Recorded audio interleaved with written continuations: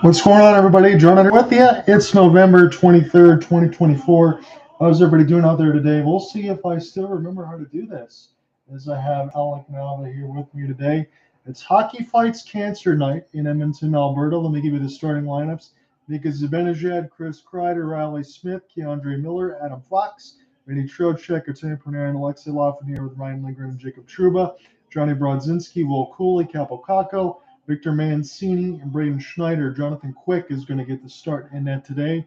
And for the Edmonton Oilers, Connor McDavid, RNH, Kasperi Kapanen, Leon Draisaitl, Vasily Podkolzin, Connor Brown, Adam Henrique, Jeff Skinner, Mattias Janmark, Derek Ryan, Drake Cagla, and Corey Perry.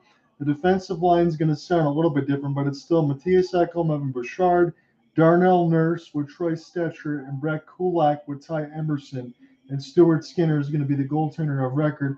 Edmonton, their numbers of late, again, they're still a fringe playoff team. They're 10-9-2, but they're 29th in penalty kill at 69% and 22nd out of 32 teams in the power play at 16.7. Alec, how are you doing, good sir? It's been a while for me. I'm trying to get back into this. I'm just glad to see you in this broadcast. I'm happy to see you again. Good to be back together. Even here in Edmonton for the first time since Game 6 of last year's Stanley Cup Final, we sure are seeing two different teams in the sense of the trajectory to where they're going. The Rangers, they're still the same as ever. The Oilers, well, even through the snow, it looks like they're a different team. And if there may be a habit, and the Oilers tend to get to these slow starts, no matter which season they have, no matter which coach they have. And it feels like it's another one of these slow starts for the Oilers. Penalty kill is way off. Power play is way off in comparison to years past. They got to get it together. And they're going to be opposed by Jonathan Quick. Looking at his numbers, was spectacular. 4-0, 091 goals against, and over a 970 save percentage for Quick. That looks like he is back in Los Angeles Kings prime form, John. With the looks of it. You think he might have found it you? Yeah, he's got a good backup there alongside Igor Shesterkin from where he is. It's normally where he would be. Igor Shesterkin took a puck up high during practice, so he's going to be the backup today for Quick. Again, for the Rangers, we're used to seeing them where they are at 12-5-1. Again, for me, I have the CBC feed, so I might be a little bit ahead of you here, but I'll get things started, try to shake out the cobwebs from being sick and the trip and all that too. We're just happy to get some hockey being called as RNH now. We'll try to get this one to the right side red line. Here is McDavid. They'll play catch with RNH a couple times because Zibanejad gets it poked away from him by Kapanen, and this is sent toward the net. Brushed away by Quick.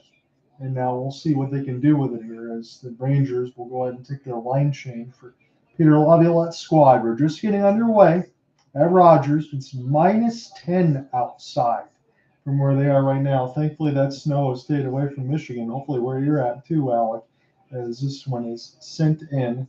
Adam Fox bumped in off the puck as this will be bounced a couple times. And now the Rangers will circumvent in their own end. Vinny Trocheck try to get this pass across. He'll pick it back up from Artemi. Now on the right wing side, drop for Artemi. He's got it now from Trocheck. Try to give it back to him as this goes now toward the right side red line. Working in behind the cage now. Laugh trying to get this one for Panarin. This is stick ahead, and this will be a battle in the offensive end. We'll see who can find it now. Keandre Miller will hold that blue line. Work his way on the backhand. As this is Panarin now trying to find this in between the cage as Stuart Skinner is waiting on the butterfly. There's Podkolzin. He gets lifted from Fox, who retreats into the neutral zone and finishes his check. Stolen now by Leon. Make the pass across to the right dot. Miscommunication is he went for a change. And Draisaitl now can't find the puck as he goes for a change, and so do the Rangers. I thought he had a good opportunity to shoot. He didn't take it. 18:05 left to go in the first round. I'm here with you alongside Alec Nava. It's my first game in a while. We're happy to be here with you here on the CBC feed. Stetcher lost it for a moment. This will be flipped. It'll be a race for the puck, and this will be won by the Oilers. On our first game back so far, it is a rather slow start to this game with the Oilers. They did get set sometimes, so did the Rangers on the other end. well, to say the least, Darnell Nurse had a very ugly sequence the other day when he got hit up high from Ryan Reeves. Reeves got suspended 5 games or so, but he's back into the lineup. Good news for him. Nurse missed the last 3 games. Yeah, I'm not going to lie, Alec. When I just saw that camera shot, it looked like a huge shiner. Almost took out the whole space of his eye after that hit. As it's Cuylle, he has that outstanding numbers, and we'll get his when we get a commercial stoppage. As this will be picked up now for Janmark. Janmark near the right side board, trying to backhand it, but he's discombobulated by a couple of Rangers, as this will be funneled toward the blue line. Good pinch here for the Oilers. Try to keep this in for a moment, as the Rangers still trying to work in their own end with Schneider. Janmark make this back pass, and Jonathan Quick will stick it away. Here's Schneider. Here for Cuylle. It bounces off his stick and skates. This will be across the blue line now, as the Rangers are already near the line change. They'll take it, and they'll get settled now. As we're at the 17-minute mark of the first. Edmonton's got the first 2 shots of this game. Nothing yet for blue shirts, but I can't say that because they're on the road, as this is now the Oilers. They'll spin. Emerson lost it for a moment, and this will go back. Picked up now for Darnell Nurse. They'll send this one around the embankment. And now an opportunity for the Rangers to try to get on this forecheck away from Kulak. This is and across the blue line. Long shot from Trouba. That could stick side by Skinner. I don't know if it actually hit the stick shaft or not, but this is with the Oilers starting their own end. Their forwards will take a change. And now we'll start again. Edmonton trying to race it across the red line. Here's an opportunity for number 97. Try to take that one end to end.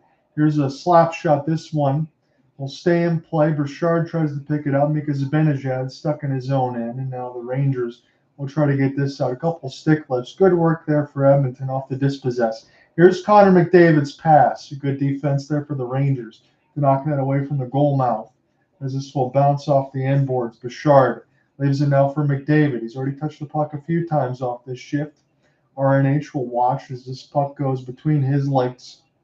And this will be settled back, picked up now for Edmonton in their own end.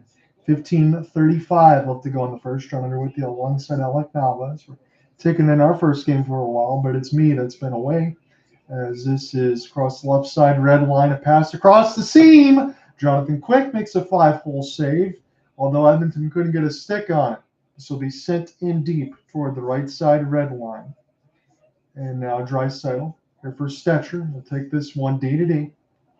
New York can't flip it out. And this will go wide of Quick toward the right side red line now. And across the boards, Draisaitl off the pin. Trouba trying to find it as well. And New York just trying to get this out of their own end right now. They finally will. Lindgren will send this one down the ice. Lafreniere will give a look there for Skinner, and so he'll make the safe play. This will go from dot to dot near the left side wall. Here's an entry pass. Draisaitl will spin. He needs some reinforcements. Take this one across the blue line. Good save. Quick. It's loose. And now Lafreniere gets it to Cuylle. Cuylle now across the left side red line. They'll send it in deep. First 4 shots for Edmonton in this game, as we're still scoreless. Really just getting underway at Rogers. Be started now for Edmonton in their own end. As we'll take this one left to right for the rest of this period. Janmark. This will be toward the right side dot. Good stick checking here for New York. Take this D to D, but nobody's home. Now an opportunity for New York. Try to get this in the offensive end. A little slam to the ice as the Oilers will draw the fans to their feet. Pick it up now for Perry. Off the flip, this one gloved down by Fox. Will bank it off the backboards here. Picked up now for the Rangers. Still contested near the right side boards and across the Oilers logo. Here come the Rangers now. Find the entry. Drop pass to the right side. Dot sharp angle chance. This one denied by Skinner, as this is now toward the right side red line. Picked up now off the spin and turn. Edmonton trying to find it now as they'll make a back pass. And good contest here for the Rangers. Good full-scale forecheck as this one's sent in by the Oilers. They'll have to go ahead and take their change, and Keandre Miller has got it as this action hasn't dispersed just yet. Shots on goal are 4-1 in favor of the Oilers. We're still scoreless. We'll go offsides, 13-14. Well, that was the first save of the game for Stuart Skinner. It took him a while. Drake Cuylle, number 8 in navy blue for the Oilers. He leveled his man, Kakko, caught his man driving onto the zone. Dead center, excellent check. Yes, it was. The first look for me, for him as well, for Drake, and that was a good hit, as you said. And now, Alec, I'll take a look at it. I know you talked about it a little bit in the open, because, again, I did join late. But we talked about those power play numbers and those penalty kill numbers. Yes, it is a slow start. But when you think about it, I know it was more toward the playoff time last year. You're thinking about Edmonton's penalty kill, 29 to 32. It used to be first. They used to be. They only allowed 4 power play goals all playoffs last year. I don't know whether it is the exhaustion of the penalty kill or if they were playing with their heads above their waters all playoffs long on the PK. But this sharp of a fall off, unless there's some sort of reason for it, that's a big shock to us, John. So I wanted to step on your point a little further here. We got the break. So I know Pod Cole's in, some new names, Jeff Skinner.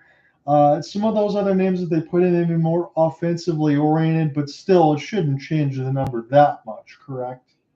Yeah, it shouldn't. Even after losing Fogle and McLeod in the offseason, shouldn't change the numbers that much. At the end, you still have Derek Ryan to showcase the defensive purposes. Leon Draisaitl might showcase a bit. McDavid in bursts as well. Yeah. He can showcase some defense. Zach Hyman, that's what you have.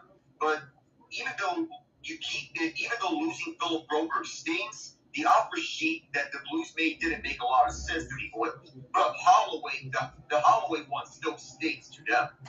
I think so. That's probably the biggest loss. No, I agree with you there. We can talk about some of those other numbers. I have to talk about these as well very quickly. Stuart Skinner, 333 goals against, 876. Calvin Pickard, probably what you expect, 4-3, 244, 893. Those numbers will get better. I know people get tired of having the goaltending tandem conversations, but you have to. Those will improve. Alec and I aren't saying that they're going to get a January, February type run where they win 16 in a row or whatnot, but you think that's definitely going to get better as we get a stoppage right at 13 minutes. Wow, it looked like Ryan Lindgren went up and over. I thought it was a hit attempt from one of the Oilers. Do keep in mind that the reason why Kasperi Kapanen is on the top line, the Oilers don't have Zach Hyman and they don't have Victor Arvidsson. They're on the IR with undisclosed injuries. Yeah, they are. And even for Zach Hyman, Alec, his numbers are not where we expect them to be. No, they're not. Even for this fall off, you would expect that he would be up to that goal scoring department of 50 such. So we're back underneath the action here, about 12:50 left to go in the first. Here's Mika Zibanejad off a 1-on-2. He takes the wrister, fans on it for a moment, as this is still in behind the cage. Rangers will take this one smartly off a puck battle, let it fall to D. And now this is Edmonton. Here's McDavid. He's got the pass across. Good diving play there for Jacob Trouba to knock it away. Big save for Quick. This one bounced up in the air as a slap shot for Ekholm reached 96. Now Trouba trying to get this out, but he needs some help. It's McDavid with the steal. Takes 2 players to dispossess him with the puck, and a smart pass for Mika Zibanejad. Started here for Artemi Panarin. I know that there's a lot of conversation from Artemi year to year as far as the numbers on that contract, but what he continues to provide offensively, I don't think you can even laugh at it or say that it isn't worth it at this point. Artemi just continues to pile up the numbers as the Rangers are 6-3 in the last 9 games. Here's a good pass across, and that shot goes wide. Another opportunity for Quick as he's swimming a little bit in the crease right now. The Oilers are bringing the heat in the kitchen. Fox trying to find this one now. Stolen across right boards. What a stop by Quick with a glove. And this one goes to the right side of red line. This will test the octaves. Kulak with a chance. That one is stopped by Quick a couple more times. He has been ridiculous here in the last couple of minutes. He's up to 9 straight saves, 2 shutouts in the last 2 starts. How about 61 straight? Now at the 9, that's 70 straight saves without a goal so far, as we got 11-15 left to go in the first. So Jonathan Quick has already had to get some preeminent chances. He stopped them all. This one now along the boards up a clear. Oilers intercept again. They looked good of late here, as it's now an opportunity for Edmonton. Pick it up off the backhand. It's loose, and now they get the back reinforcements here for the Rangers. And across the wall, here's Will Cuylle. Take this pass a little more calmly here As Lafreniere will take a look, it's stolen away from Skinner behind the cage, but Edmonton able to get away with this unscathed. Bounces off a stick, goes up and on a play. 10:42 in the first.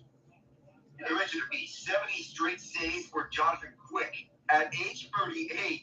That would not be expected from a guy of his caliber, but here we are, especially on one that was tipped wide from last week on Coles and picked up from Vancouver in a trade. But Jonathan Quick pays attention to his one-timer well perfectly. Dead center over at the top of the left circle. Excellent snipe. Better save from Quick. Yeah, and I want to say this, Alec, to jump on your point, his reflexes and everything else, I mean, he looks absolutely locked in from what we've seen Jonathan Quick. And I know you talked about it before alongside the LA Kings and the Vegas Golden Knights, 3-time Stanley Cup champion. He looks just as good as he always has. As this one shoveled toward the net by Kappo and be held by Quick. Well, that was a rather awkward-looking sequence for Ryan Nugent-Hopkins. A sharp shot from the bottom line that was careening wildly over towards Jonathan Quick. Yeah. But that was a low-percent shot. And it looked like it was almost on its way in, but Quick sealed that off right on time on the glove side. Yep, toward the right post. That looked like you said it had some space there, but he was able to get a glove on it and hold on. So Ryan now trying to get an offensive zone draw. He cannot. So Kapanen claimed off waivers from St. Louis on Tuesday, now joins Edmonton. So quick pack your bags and go to an offensive, powerful team here like Edmonton. I think he should be able to fit right in. Now he sits in the top line right now. This is Lindgren. Try to find him between his skates. Will take a D-to-D. Shot toward the net. It bounces up high. There's all sorts of bodies toward the net. As this gets funneled towards Skinner, he says no with the stick shaft. And now the Oilers. It's a 4-on-2. What can they do here? Ryan, sharp angle chance. This bounces before it ever hit Quick. Be off the glass. Darnell Nurse will glove it down. They'll pick up and hold now. As they'll take some forward change for Kris Knoblauch's squad. Darnell Nurse will wait. As all the reinforcement gets settled, it's 10-4 on the shot board for Edmonton, so you got to like their start. Scored 2 goals or less in 3 of the last 7 games for the Rangers, but they're 4-3 in that stretch because they've had outstanding goaltending, as you would expect. Podkolzin and across the wall, try to get this one now. We'll take this for Leon Draisaitl. The lefties trying to use their backhand against the boards as this will go to the left side blue line.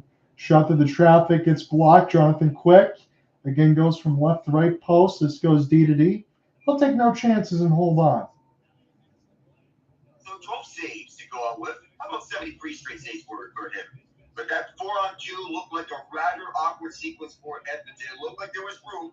It felt like the Rangers, they were forcing them towards the outside, making them take no chances towards the net. But a massive humanity right in front of Stuart Skinner right before that. The Rangers, they were hungry, but the Oilers with a rare defensive shutdown sequence this year. Yeah. So, Alec, let me just take the opportunity while we have it. How have you been? What have you been working on? Yeah, I've been doing good, John. So, as of late, the main focus has been NBA Cup. The thing is about every NBA Cup I've broadcasted, it's been offensive shootouts. All of those were failed comeback attempts from Cleveland and Denver, respectively. But it's been shootouts left and right. Golden State over Dallas, Lakers over San Antonio, Boston over Cleveland, and Dallas over Denver just recently. It's been fun, this NBA Cup. That's good to hear because, again, you talk about Boston and Cleveland. I was able to watch a little bit of that game when I got home to see what you're talking about because that was what? Cleveland trying to go for a 16th straight win, and Boston had a huge lead. Cleveland able to cut into it, make it a game before Boston ended up giving them their first loss of the year. I mean, the Cavs did give the Celtics a scare, but it's safe to say, John, both teams got what they wanted out of this game. Yeah. The Cavs showed that they are a true contender after all. Even though they still need to work on their defense, they have arguably the best offense in the league. But the Celtics' key has been three-point shooting. They're the best team at catch and shoot threes. Yeah, I think they hit something like 25 threes or more in that game. You definitely know because you watched it, covered it. And it was absolutely ridiculous. And I think alongside for Kenny Atkinson, even though we know he's a good coach, he had split some time with Brooklyn. He's been around the coaching staff, but now first time headlining here for Cleveland. I think he's probably happy with the way the team has played as well. Yeah, he is more than happy with it. It's a Golden State Warriors type of offense, and he has coined it exactly to that perfection. So Jonathan Quick has not allowed a goal in over 139 minutes. Alec and I covering this one tonight alongside. Happy to be joined by Alec. I wasn't even expecting. As we get 9 minutes left to go in the first, the slap shot goes way wide and across the boards. I had to plug in my phone there. As this goes now near the right side for Miller. Draisaitl now off his backhand. This can't be held in. This will be a race for the puck now. It's Lafreniere. He'll be the first to it. Laff will take the shot. This one goes near the left post as it was stopped by Skinner. Laff now for K'Andre Miller. We'll take this one D to D, and this is easily intercepted by Draisaitl. And across the Oilers logo, it's Fox. Fox now with Miller as they split the defensive pair. Here's Fox still looking for his first goal on the year, but he's got a ton of assists as we got 8:15 left to go on the first shots on goal are 12-5. It's Panarin. This pass way too hard. It bounces off of Fox, who just has to send this one in deep. Still an easy race for the Rangers to get to as it's in the high slot now for Panarin. We'll take this one and it'll bounce off the Oilers, and they'll try to start in their own end. Darnell Nurse will loop around his own net as the forwards get a change here. 7:50 left in the first. This will be stolen by the Rangers and then almost picked off again by Janmark as the pass could get out of the zone. This is still between Kappo Kakko now, between his skate blades. And now picked up by the Oilers into the neutral zone. Bounces off Janmark's left skate. Braden Schneider try to take this for a ride and around the boards. This will be flipped into the players' bench. 7:25 in the first. Well, after Edmonton won 5 of their last 7, they have lost 3 of their last 4. So perhaps a quick turnaround would do wonders here and there, but Jonathan Quick is not doing them any favors so far. He's been near unstoppable. Yes, he has, and I'm going to continue to monitor that as much as you are, Alec, in this one. Again, I'm just waiting to see when Jonathan Quick is going to give up a goal, and if he looks like his age or if he continues to look the way he's looked throughout this year, because when you end up doing those all-star ballots and you think about that for the next few months, if his numbers stay the same, he's going to get a nod for me, even if he doesn't make it. As this is picked up now away from McDavid. Here's an outstretched pass. Kapanen now for number 97. Spin and turn to the traffic. Full splits for Quick. It's underneath them. A huge saving grace for Jonathan Quick is that even though he is getting up there in age, is that he still has some mobility left in him. That Connor McDavid, he was quick to this puck. Jonathan Quick, well, like his last name, he is quick at getting down, even though he loses stick partially, but makes the save sitting down off the pass from Kapanen to McDavid. Possibly the boost that Kapanen needs if he wants to live up to his first-round draft pedigree. Yeah, and you get an easy opportunity, Alec, when you get to play along that first side with Connor McDavid. That's definitely going to boost your point totals and make you feel good. Here's a rush off a chance, and this is a good save. Stuart Skinner made that one as he got a good robbery there. None other than Chris Kreider to get end-to-end, and with the speed for the Rangers, that's what he's known for, going end-to-end, using that speed to his advantage. Of course, when short-handed, look out for that one. Yes, he's been known for that. We talked about that a bunch of times. 6 goals, 2 power play, last 7 games. And for the Oilers, he chipped and chased that one to himself off a one-on-one against Stuart Skinner. This is a defensive zone win for Ryan. Picked up now for Mika. This first period has flown by. I guess that's good for me, so I feel like I haven't lost too many steps here for this play-by-play. As this is picked up now for K'Andre Miller. Chip this one in off the glass. Stuart Skinner will get this to his defensive partner. And now the Oilers try toward the right side as somebody gets taken down. I'd be surprised if that's not a penalty, but we play on here. Picked up now for Kreider. Try to set it up here for Zibanejad. Gloves it down. Partially gets held up a little bit. We'll take this one off the wall. Artemi Panarin will recollect, send this one in behind the cage, and it bounces right to the Oilers as they can start again. It's been an eventful first period, but Jonathan Quick has stopped 14 of 14 right now. That's why it's still scoreless. Stolen again by the Rangers. They're trying to kill some time. Picked up now for Panarin. He'll drop it, but he didn't drop it to anybody. This is a good reverse hit there for Panarin as he knocked Draisaitl down. And now this will go across the Oilers logo. Draisaitl try to find it again, but this is picked up across the logo one more time. Start it again. Off the back skate, it's Cuylle. 5:30 left to go in the first round. I'm with you alongside Alec Nava. Pleased to take in this Hockey Night in Canada nightcap. As this one sent in, good defensive play there for the Rangers and Schneider. Able to get a stick on it for a moment. Johnny Brodzinski bounces up in the air. Try to get it out of his own end. Pass too hot to handle. We'll take it from dot to dot. This will be chipped in off a skate blade, so there is no ice here. Still underway. Got 5 minutes left to go in this first. Derek Ryan, fourth line time. Cuylle will shoot it. This one will be saved by Quick. That was a pretty good shot.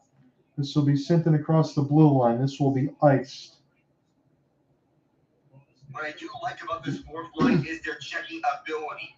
Whether it's Cuylle or it is Derek Ryan, you can probably insert another one of those fourth liners onto the bottom line. Probably you would not be wrong if you're Edmonton. That physical aspect is still in there with the Corey Perry still provides some to some degree. I did not expect, Alec, again, as you gave me that point there, I'm looking at Artemi Panarin to get a reverse hit on Leon Draisaitl. Didn't have that on my bingo card. Me neither. He's not really a physical guy, but that's how you laid the boom on Draisaitl, something Draisaitl's known for. So 12 goals for Draisaitl so far, 3 game winners, just 1 on the power play. So a lot of even strength goals there for Leon. That's what you want. You know they'll get their power play numbers improved. Connor McDavid did an excellent job trying to keep this puck alive. Now it's Bouchard. As this bounces off of Leon. Good intercept there for Cuylle. As this will be stolen by Bouchard. This is still very tenuous here between the dots. And again, you keep talking about Connor McDavid. I have to mention it every time. It takes multiple players to dispossess him of the puck. Here's Perry. Now for McDavid. Off the half spin. Leaves. Good save, Quick. Full sprawl. As the Rangers now able to get that out. He's been so good in this first opening 20. It's the reason why this game is still scoreless. Draisaitl now slowly around the embankment. Keandre Miller can't find it. Draisaitl trying to get away from the zebra. Here's a slapper right in the breadbasket, and Quick's got it. What's that now? 78 straight saves for Jonathan Quick. He's been outstanding for the Rangers in this hot run that he's been having in the games that he's been starting. All systems go, and there's no stopping it. And you said it best. It takes multiple players on McDavid to fully dispossess him of the puck. If it's 2 players, most likely he's just going to split the gap. Yep. That's what we've been seeing, Alec. And again, I'm so glad you're able to join me for this game because honestly, you talk about McDavid, you talk about Draisaitl. Again, I'm glad that we've mentioned Jonathan Quick as much as he have because they've been an off from what we've seen in this first period. You had chances from the point, chances in close, chances off the post, chances near and far. I mean, he's seen it all right now. He's been tremendous. This has been a really good first period for the Oilers, if not for Jonathan Quick. You know, you would expect the Oilers to get on the board had it not been for Quick. At this point, you would agree? Yeah, I would have to say maybe the Oilers probably get on the board at least twice the way that they've played so far. Yeah, I mean, it's full-skill attack, and they're heavily out-shooting the Rangers, who rely on a mostly defensive game, but that defense comes mostly from their goaltending. But the defense for the defenseman has been there and there. Adam Fox, Keandre Miller, Jacob Trouba had a good play earlier in this game where he made a sliding poke check to deny a 2-on-1. Yeah, we've had some of that. I know that there's been some Rangers fans that are kind of talking a little bit about the mix in between Keandre Miller and Jacob Trouba, whether or not that second line pair is as good as it used to be. I know those numbers can be fitting a little bit here and there. I still think it's a good defensive team. I still think that maybe some of the offensive players for the Rangers are getting older. But whether or not we have any concerns, if Jonathan Quick continues to play the way that he is, and Igor Shesterkin can still play the way that he is, I still expect the Rangers to be at worst a second round playoff exit. They're going to do pretty well. You know, the Rangers are at my best. I have them at the best winning the Stanley Cup this year, but anything can happen. Florida's still up there. Edmonton could get hot at the right time, and we expect them to. That's all Edmonton really needs. Again, we saw that in January last year. Again, we covered one of those games during that stretch. And if Edmonton gets that way, when you have players like Draisaitl and McDavid, and again, it was the others that also scored a ton of goals. They did lose some depth, but all they need is to get hot a little bit, as you said, and they'd be just where you expect them to be, Edmonton. Who knows if they're going to win a Stanley Cup, but I think they can still play for one. As this goes down near the right side of wall, kept in now for the Rangers, but this is picked up now for Mattias Janmark. He played one of those heroes. This is now toward the right side. Skinner, cross pass. This one blocked, and the second one hits quick, but he makes another save. This is toward the right side boards. Heavy hit. Knocks down one of the Oilers. Here's Kreider. And off the rush, slows up. Good stick lift, denies Adam Fox, who was cutting the lane. Oh, that was a heavy hit towards the far side of the boards. Knocked the wind out of one of the guys. But even though for all of that, the Rangers get a legitimate chance, but they're still getting heavily outshot here. I mean, they're just getting pounded at their own. Yes. And Alec, I know when you get set to take over the second here, you would expect one thing and one only: productivity for the Rangers to be bounced up a little bit, because right now they're getting heavily outshot, as you said. But we'll see what the Oilers can do, because if they play any better in the second period, you still think the Oilers can win this by multiple goals. Schneider with a heavy hit across the right side board. So physicality has been good for the Rangers. Mancini now trying to find it. Good steal here for the Oilers. Toward the right side, again, Draisaitl gets double teamed, loses it. Lafreniere toward the other wing with Panarin, blows a tire. He had nowhere to go.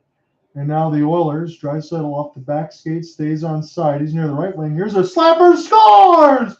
And the Oilers on the board first. Well, there goes that shutout streak. Well, finally, somebody solves Jonathan quick, and just like that, the shutout streak is over. Vasily Podkolzin, the one guy that the Oilers brought in to replace Dylan Holloway, on the board. A well-effective one-timer from the high slot, and he rings it off the post inside. A perfect pass right on the money, but Artemi, that's got to be the worst possible time to blow a tire. It's no fault of his own. It's just bad luck for Panarin. Ouch. That's gotta hurt. When you fall on your own end like that, you don't think it ends up in a goal. But as you said, Podkolzin wide open in the middle of the slot off the cross pass. He just pounds the pill in the back of the net there. So it's 1-0 Edmonton. The team that should be ahead is finally ahead. As now it's 19-6 on the shot board. But again, Jonathan Quick's probably stopping this game right now from being 3-0 Oilers. So Podkolzin gets his first of the year. That's 17:34 from Draisaitl and Connor Brown. Toward the right side, Oilers hungry for more. Here's a wrister. This one stopped. It bounced off some bodies, and now the Rangers really need to find an answer here. Kakko, he's driving toward the net as this shot goes wide. Picked up now for Cuylle. Sends this back around. This will be a good opportunity for the Rangers as they get a power play. Slap shot gets denied by the crowd. Now Cuylle sends this one to the left side dot. Here's a drop. Opportunity now for Artemi, who's back out there. Delayed hand still in the air.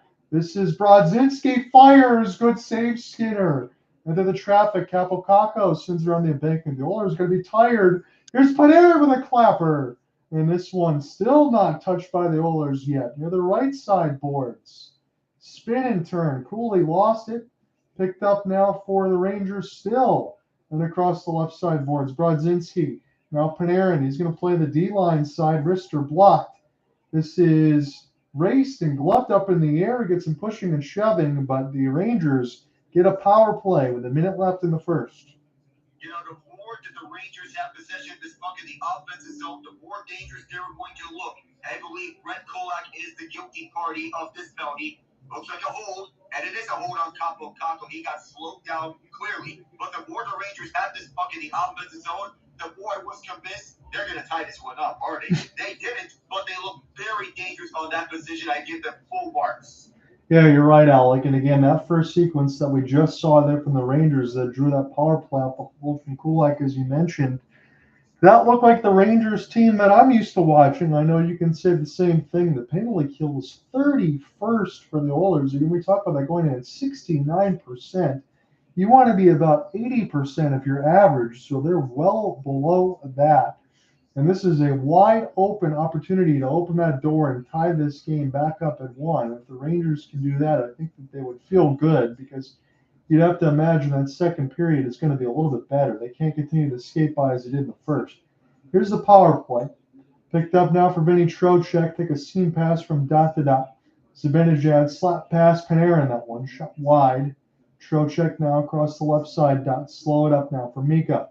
Here for Panarin. Walks in. Wrister. This one tipped. Picked up by Panarin. Not going to say slew foot, but he gets knocked down to the ice. This will be settled back down now for Trocheck. Across the left side boards. Vinny now tries to find it. We'll see if the Oilers can clear it out. They'll do so successfully. 25 seconds thereabouts left to go on the first 0 for 4 in the last 4 games for the Rangers in the power play. So just one power play opportunity per game. Haven't had a lot of chances to see what they can do. This could be a shorthanded opportunity for the Oilers. They didn't wrap it around. This goes now for 10 seconds. Open to their dots. Scores! What a backbreaker! Darnell Nurse! Oh, back of a vengeance. Can't you say that? Take that, Reilly. He says from a distance. In his first game back from that high hit to the head, he gets the Oilers up 2-0. And had it not been for Jonathan quickly looking at a 4-0 scoreline because that's how good the Oilers have been.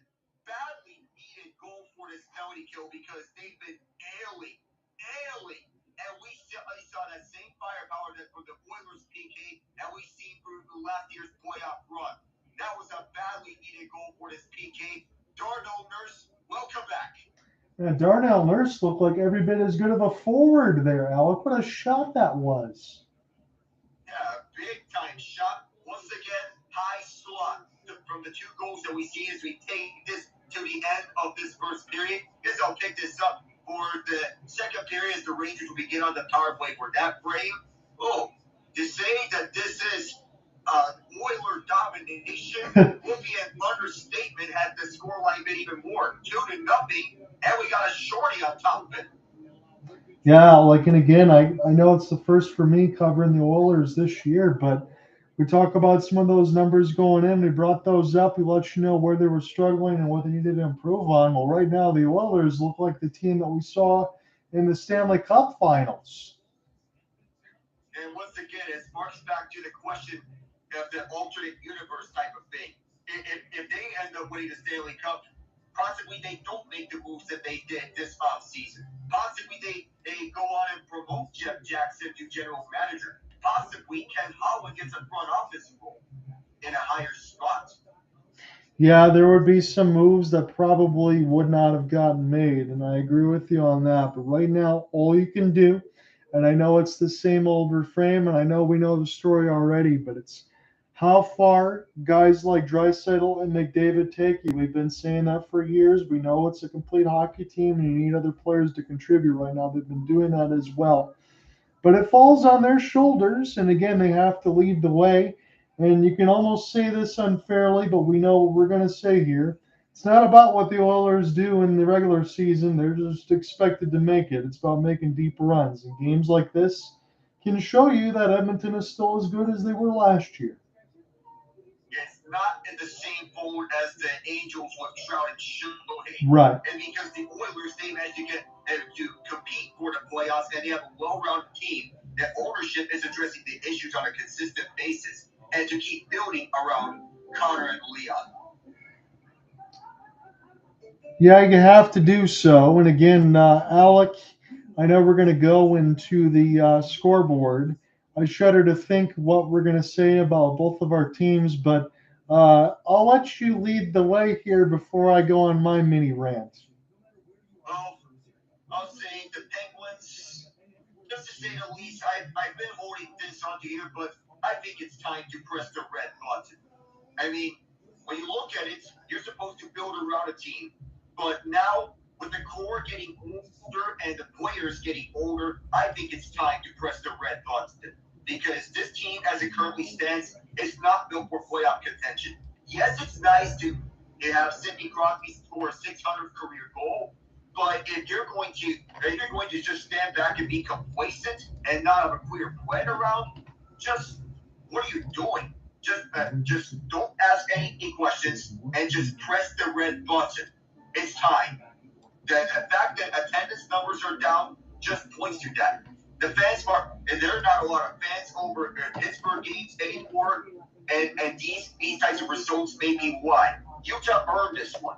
Pittsburgh, the Penguins, I don't know what the plan is, but there's a reason why it wasn't really high on the Pens. French playoff team at the highest, but I'm not really that optimistic. So again, and I'm not trying to throw this in your face because I got plenty to talk about with my own Red Wings team. You're a smart man, though, Alec. Again, you want to see the milestones for Sidney Crosby to get that 600, but that's not what it's supposed to be about. They got to make the playoffs and be competitive. For sure. That was the main goal, and so far, it doesn't seem like it's happening again. I want to say this about my own team as well. I have not covered a Red Wings game yet, but I will against my own better judgment when the Flames and the Red Wings play, because the Red Wings took 2 games for them last year. Right now, the way the Flames are playing, I don't think the Red Wings are going to take any meeting this year, but I'll be interested to see what happens Wednesday. I do want to say this, though, about one Derek Lalonde. There has been maybe 3 games in the mix of 20, and I might be off by a couple, Alec, but I'll say 3 games, maybe 3 to 5, where the Red Wings actually outshot their opponent. Again, the game I saw before was a 5-4 overtime loss to the San Jose Sharks, in which they were almost outshot by 20. Today they lose 2-1 to the Bruins. I understand, and you and I can make the same points about teams in the Eastern Conference, hell, even in the West, being 500. It's still early. What are you complaining about? I know people are going to talk about that. I also heard some of the stuff today about owner Chris Illich, who we know from the Tigers and the Red Wings. I've told you many times about he wants to be cheap and not spend the money. That Yzerman supposedly had the rumor all set up to go with Steven Stamkos, but the management wouldn't okay it. I don't care what stories you want to talk about, but I will say this. You have Jim Montgomery, who was just fired from the Boston Bruins. I happen to think that was incredibly unfair, but good for the new coach to get the first couple of wins. And you still have Todd McClellan there. I don't think it's too early to think that Derek Lalonde, I think his time is very numbered. And I think the Red Wings need to make a coaching adjustment very quickly because other than Dylan Larkin, who's got 11 goals on the year, things aren't working right now, and this team just doesn't look very good. I don't enjoy watching them.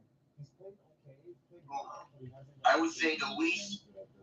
Speaking of Jim Montgomery, if Derek Lalonde, in the event he gets canned mid-season, I think Detroit has to immediately pick up the phone and call him. Yes. Ask him, and ask if he wants to be the head coach for the Red Wings.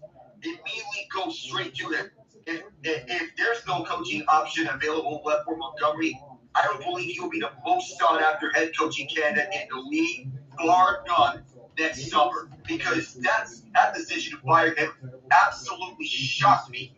I felt like it was a sort of a panic move by the Bruins to fire Montgomery, even with the slow start. I get you have Pasta, I get you have Marchand, but even though the offense is very inconsistent, the depth is questionable, a coach can only do so much with questionable depth, and you have your top-end scorers contributing on a nightly basis. Right. But the biggest surprise to me was the goaltending. And it felt like Jeremy Swayman took the wrong route by holding out because he is off to a very similar start as Linus Omar. Extremely slow. Yeah, and again, you said that perfectly. How much of that do you put blame on Jim Montgomery? You can't put blame on that because, again, when you had Olmark and Swayman, you had the best goaltending tandem in the league, and that covers up any of the inconsistencies you have in an aging Bruins team. And you also made those big additions for Zadorov and Lindholm. I'm not saying they're not great players, but Boston's got a lot of holes that they got to deal with, and I'm not necessarily certain you fire a coach that has, what, a 78% win percentage over the last couple of seasons and a half, Alec, and think that that's going to be the difference. And don't get me wrong, I'm happy for Joe Sacco, their new head coach, Sure. in getting their first 2 wins. But that felt like a panic move. Then they're trying to, what Ian told me about the other day is that the Bruins, they may be trying to do what we did in 2016, what the Blues did in 2019, and what the Oilers nearly did last year. Power play maneuver, trying to win a Stanley Cup. It doesn't work all the time, but very rarely it works. And last year, it almost worked. That could be the case, Alec. I'm not going to say that Ian is wrong on that thinking because it does happen. I just don't know if this particular coach is going to be the one to do it. I still think Boston has some problems, but we'll figure out what it is. Speaking of problems, but they don't have to worry about it today. The Nashville Predators, yes, they improved. They win 4-1 against the Jets. They're now 7-11-3. Are the Predators going to figure it out? Well, following the trend of off-season champions, I think it may be a slow start, but I think when they turn it on, they may turn it on. I've been waiting for the types of long stretches in which they finally figure it out. If they have to do it, then likely we may see it more often in December, January, and February. In those months, we would see the true form of the Predators. By then, we can figure out what the Predators truly are. Because right now, 7-11-3, you're in the first quarter, they were way off the pace. But probably it was a rather slow start. But if you're signing aging players, it has to pan out. Yeah, it does, because if it doesn't, then you got them on long-term deals, as you talked about, and that gets a little bit tough. Again, the Colorado Avalanche, they're able to take a 7-4 victory against the Florida Panthers. That's a good thing for them as the Avs improved to 12-9 on the season. Again, no overtime loss points there to speak of just yet. Are there any teams early? I know we can go through the scoreboard, Alec, but are there any teams early that are surprising you in a good way? Calgary. I may have said this time again, but Calgary has surprised me in a good way. With the pieces they have, they weren't expected to compete. But now with the Flames, I'm getting vibes of 2015. Young core that has been shocking the league time and time again.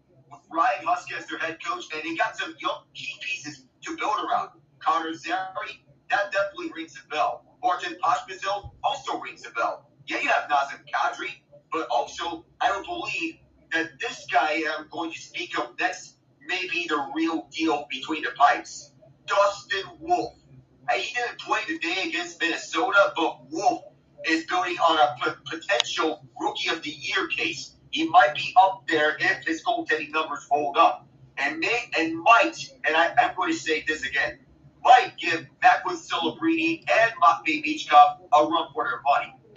So here's an interesting part, because again, I'm going to cover them on Wednesday when they play the Red Wings. They get to stop in Ottawa, and then they go to Detroit. But Ottawa Monday about a 7:30 Eastern side.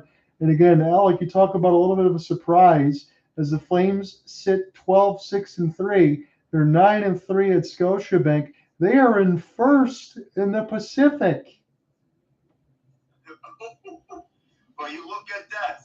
They're out here surprising other teams, even some of the other surprises like Winnipeg and Minnesota. Sure, Minnesota took the loss to Calgary, but those are two surprise teams that took me by surprise in a good way. Calgary as well. Those three are definitely up there.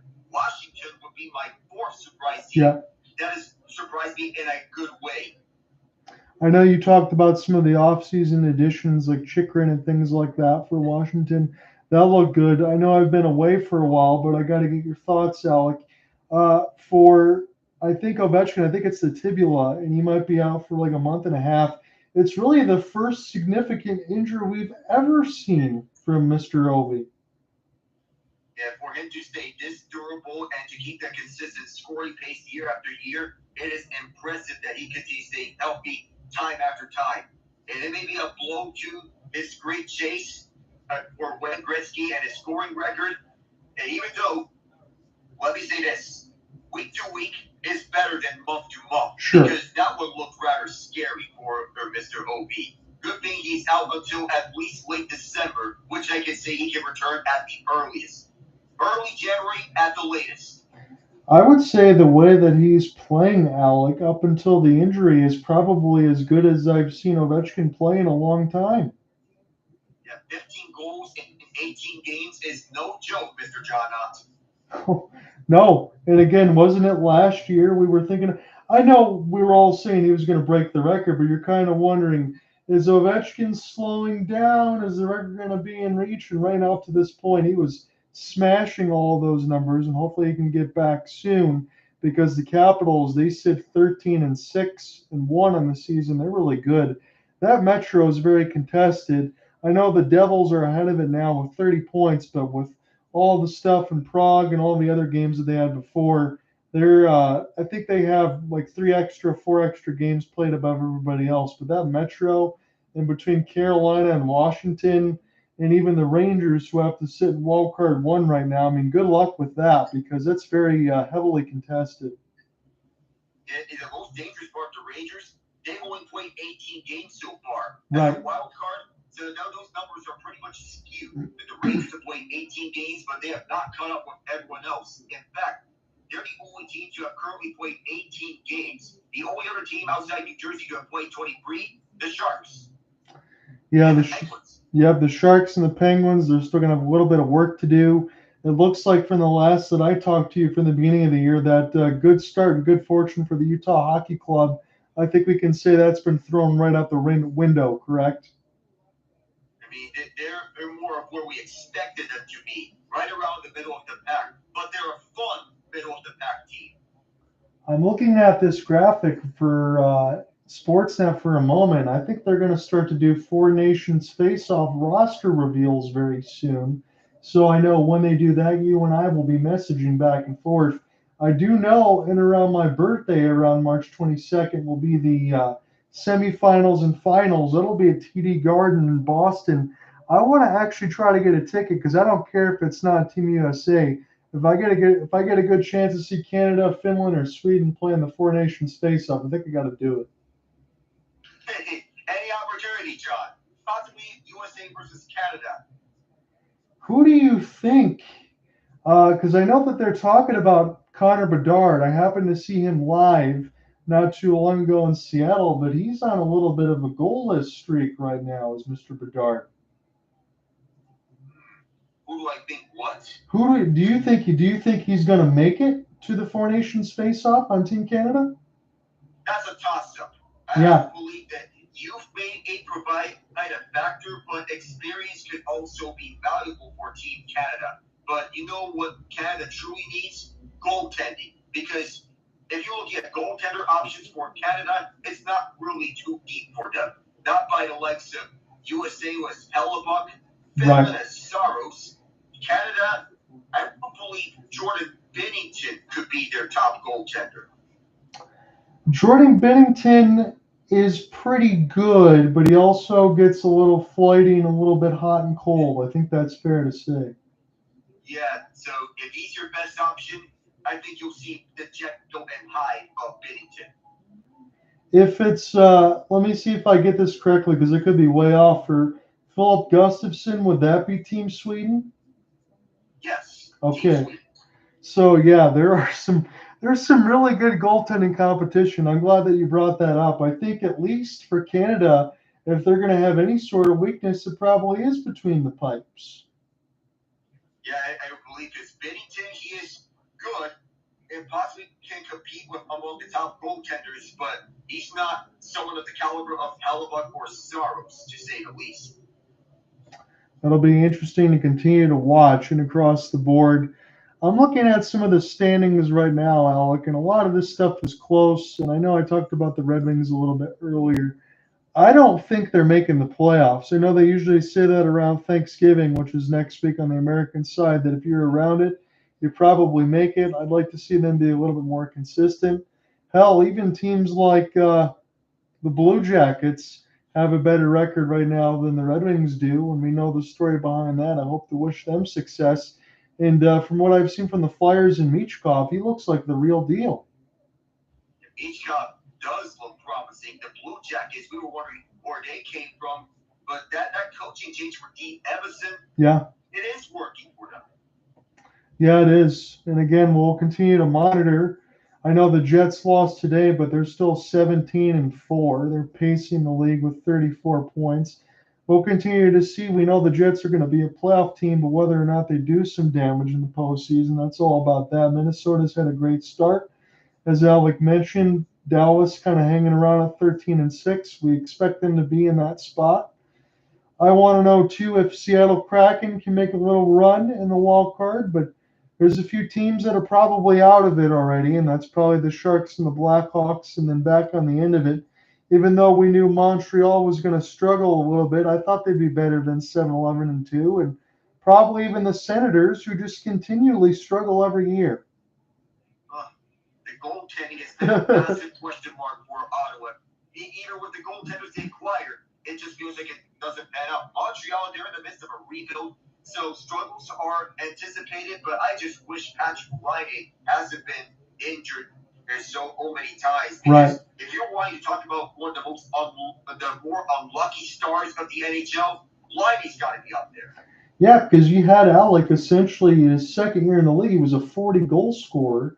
You get set to take it away. Edmonton scored a late shorthanded goal with Darnell Nurse to make it 2-0. It's New York on the power play.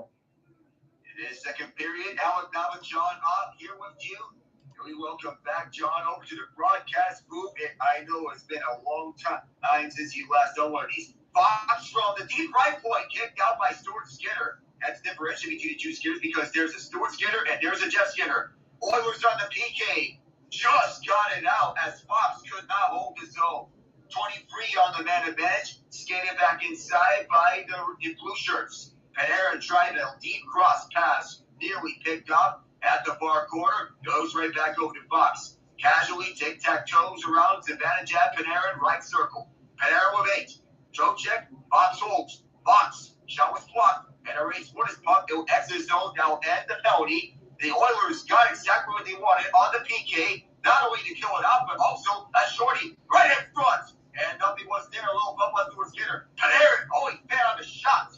And now just goes back towards the deep right point, but that pass was blocked, and Edmonton picks it back up. 2-0, and the first 2 goals that Jonathan Quick has surrendered in quite a while. That ended a save streak of 78 straight saves. Oilers with it towards center. Fed it up through the middle. Here comes the break. Draisaitl turned away, point blank, and he goes down. Over to the right point. Here's Bouchard. Draisaitl back up. There'll be a penalty against the Rangers, I believe. That was for the knock on Draisaitl.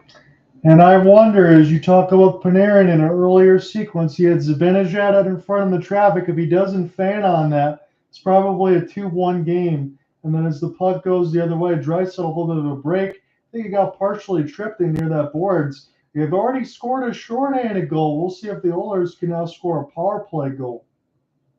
It was not too long ago on which the Oilers converted 32% of their power play opportunities. And even in that 16-game winning streak, it wasn't because of their power play, because at that time it felt like they were converting less than 10% of their power plays. So they can't win without their power play, but they'll be headed straight to their power play.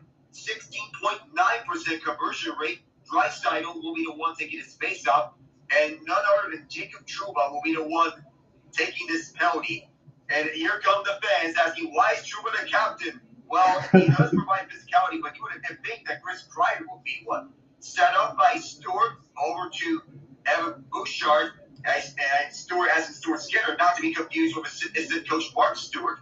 The far side, Draisaitl, one-on-one Keandre Miller. Very slow pass, easy read for Zibanejad, and here come the Rangers short-handed. Zibanejad takes us in near side. Zibanejad, easy glove save for Stuart Skinner. He'll leave it on for Bouchard.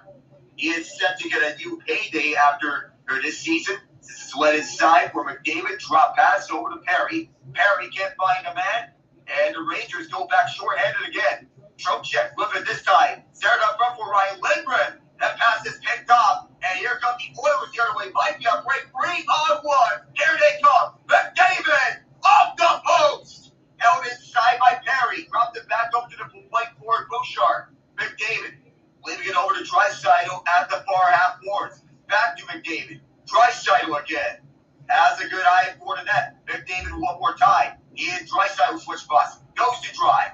Dry looking over to Bouchard. A slapper. That one went at 92 miles an hour. And the Rangers, possibly a 2-on-1, they instead dumped this in, down straight away.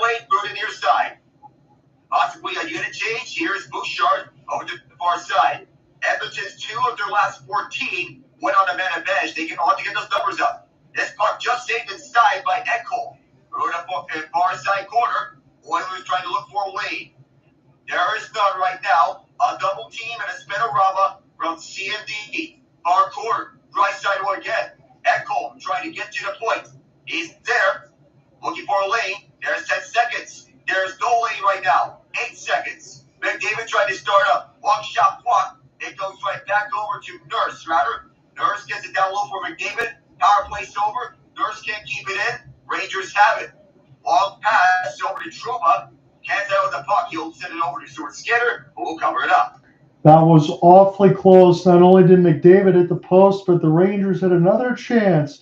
Right out in the middle of a slot, they elect to go for an extra pass instead of a shot as the second opportunity goes wide. And all of a sudden, as you mentioned, Alec, the Oilers got numbers, and McDavid hits the left bar and out. That has got to be one of the most painful feelings in hockey, where you fire wide open and all you hear is a ding. You don't hear the nets. You don't hear the crowd buzzing. All you hear is the ping of the goalpost. Oilers are back in. A quick shot. Plunked down by Jonathan Quick, who was indeed quick to it, stopping Jeff Skinner. Yeah, that was a robbery there. Skinner, he was trying to go high glove side to the right post, and Quick had none of it there. And we just mentioned it with the Rangers. Couple chances when they probably should shoot the puck. And again, their shots on goal dictates that they need to do more of that right now. It's 23-10 with the Edmonton Oilers up by 2 with 16:08 left in the second. Yeah, they were out shots in more than 80% of their playoff games last year, including the entirety of the Carolina and the Florida series, as the Rangers, they get this down last touch was with the Oiler, though. George Skinner was way out of his net, so you have to be careful. Right for this puck towards the Rangers zone. No icing. DeAndre Miller cut off. Oilers trying to attack. They can't. And Panarin initiates a long stretch pass towards center. Sent inside by New York through to the near side boards. Oilers pick it back up. Now to Rangers again. They'll try again, this time for the far boards on this numbit. And the Oilers get it out. All the way through center. Cannot be gloved down by Janmark. And the Rangers try again. Near side boards. Panarin fighting Zibanejad. Lead pass and another drop for Zibanejad. A long shot batted away by Skinner. Comes right back to him. Rangers fighting for his puck behind the net. And here's Lafreniere. Lafreniere is one deflected up. And right under the breadbasket of Stuart Skinner. That was a scare. Yeah, it was. It just popped right up in the air in front of all the traffic as we get some highlight reels for Pod Colson, trying to finish off some of the stuff for the former Vancouver Canuck, but he's bringing some of the scoring touch. Do you open the scoring here for Edmonton? He used to be one of the top prospects for the Canucks back then, and the Oilers are bringing him for the very reason of defense and consistent goal scoring. He has 3 goals in 8 shots in his career against the Rangers. So how's about that for him? 5:13 to go in the second period. Oilers winning 2-0, and he was going to go on a shorty. Nugent-Hopkins at the far corner. Give and go. Nuge. Right back over to the far corner on matchup. Mancini watching his man. Back to the place. Bouchard. The pass blocked and exits his zone. He'll have to retreat back to this puck and pick it up. Away from the opposing Rangers. Oilers bring it back up. Here's the Nuge. Nuge rips one. And a bad save by Jonathan Quick. Blocker save, rather. Rangers get it out. They're very good defensively. Delayed offside against Edmonton. As here's Schneider. Schneider moves it up for the near side. It gets batted up. And down to the Edmonton zone. No icing as it was across the red line. Bouchard. He has to get something up defensively because some of the plays he made defensively were inexcusable, such as the giveaways against Toronto. Reilly Smith, former Golden Knight, won a Stanley Cup with them. To the far side, this is Brian Lindgren. Lindgren sends one to the net and bounced off his Stuart Skinner. It's up. And another scare for Stu. He lost this one down. Alec, I just want to say this might be in passing, but you look at some of these off the rest, especially in the second period, even a little bit in the first. Look at some of these shots that Jonathan Quick has had to save are right in the middle of the slot. They're wide open. I understand you got goaltenders like Quick and Shesterkin, but maybe you don't want to have your goaltender make some of these ridiculous saves all the time. Try to get in front of it every once in a while. It's a recipe for exhausting your goaltender front and center, John. You'll just leave it up to dry, and now Quick shot turned away by Stuart Skinner. That has to be another scare for him after Jacob Trouba. God, Halloween's already over. Another shot, another save by Stuart Skinner. He's getting his biggest workload here in this middle portion of the second period. Trouba, deep shot, blocked away. That was Pod Colson in front. Good defensive play for him. I can't get a number on this one as it goes back around over to the far half boards. Lafreniere, deep point, rips one, deflected, not to the net. Now this one is, and Skinner turned another one. Still at the zone. Lafreniere, tic-tac-toe, back towards the point, a deep shot. Here's another block. There's a loose piece of lumber to the ice, and the Oilers finally clear. There was a scuffle towards the benches, and this one out of play. Yeah, you mentioned that broken stick. It was sitting toward the right side of the boards. Looks like we might go to commercial break as they're showing the snow out in Edmonton. But they were just funneling out in the middle of the slot where the Rangers trying to get shots, but the Oilers were all over it, team blocks, all over the place to make sure Stuart Skinner wasn't hung out to dry. And I guess that brings it up to the previous point I just made. Complete opposite at the other end when Jonathan Quick had to make a bunch of saves. The Edmonton Oilers said, you know what, we're going to make it easier for our goaltender. Well, it feels like we're seeing the whole back and forth shtick between Jonathan Quick and Stuart Skinner. You're basically forcing your goaltender to do the bulk of the work, and that really does not bode well for you. The Oilers, they're not a firm period team, and it's been known for some time now. And the Oilers do the majority of their damage early, that they're doing just enough so that they come away with the win and doing the damage early in their games, because the danger area for them is late for them. Yeah, that's what we've seen a lot, Alec, and you've hit that button a lot when that happened, especially in the postseason. Again, we saw that for some of the late games regular season as well. You're absolutely right. I wonder if that's going to work in this third period when we get to it, although we still got a lot of the second left. And what I mean by that is, the Oilers have had a lot of the action so far in this game, as you talk about. But the Rangers kind of look to me to be a counterattack team. And I don't know if that necessarily is a recipe for success either. I think the Rangers could play a little bit better than what we've seen right now. Well, if we've seen this before, yeah, we saw this in the time when Henrik Lundqvist were there, right. Primarily a counterattack team. We're still seeing the same counterattack Rangers that they're playing that game off of. If they're going to make the playoffs and go on a deep run, that they have to adjust to their opponents. Yes, I think so. You got to have a little bit more of attack and a little bit more of initiative, honestly. I understand it changes because of the goaltender, as you mentioned, but you've got to push the pace. And even for a team like Edmonton that loves to push the pace, their defensive structure behind there, especially with some of the guys that they have in their back end, I think if you put pressure on them and you put pressure on Stuart Skinner, that's going to make their life difficult because Stuart Skinner isn't exactly Henrik Lundqvist. That is true indeed, John. Bad turnover here for the Rangers, and they're on it. Evan Bouchard, long shot, another save by Quick. That was a deep shot, and the News keep this one in. Oilers are pressing here as Kapanen tries to set up. Kasperi Kapanen, a former Penguin, coughs up the puck. Reilly Smith, speaking of former Penguins, Zibanejad was the one coughing up the puck this time around. Bouchard tries a deep pass, bouncing puck onto the Ranger end. McDavid has it. McDavid pass over to the trailer, Mattias. Ekholm runs down the road, tries to center, and nobody was there. Rangers have it the other way. For the far side, leaping away. Maybe Mo Cuylle. Cuylle had it stripped. And the Oilers pick it back up. Ekholm. He just ran out of room on that previous chance. But didn't get the shot off right on time when he wanted it to be. Here's a bullet shot from Kapanen, fired wide. 91.4 for Kasperi Kapanen. Oh, a bad giveaway. Pass right in front. And the shot stopped by Stuart Skinner. The rebound. There's another puck as well as it goes down to play. We've had 3 awful giveaways back to back to back from both teams.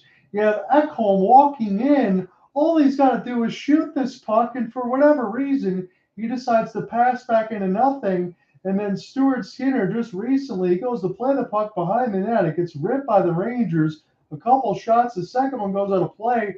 And now it looks like Ryan is going to the box for slashing. Now, the Oilers, they did score shorty last time around, but this is not what you want to have here at Edmonton, given the penalty kill woes. And the Rangers, this can open up the book for them to tie and to get within one and get this closer to a tie game.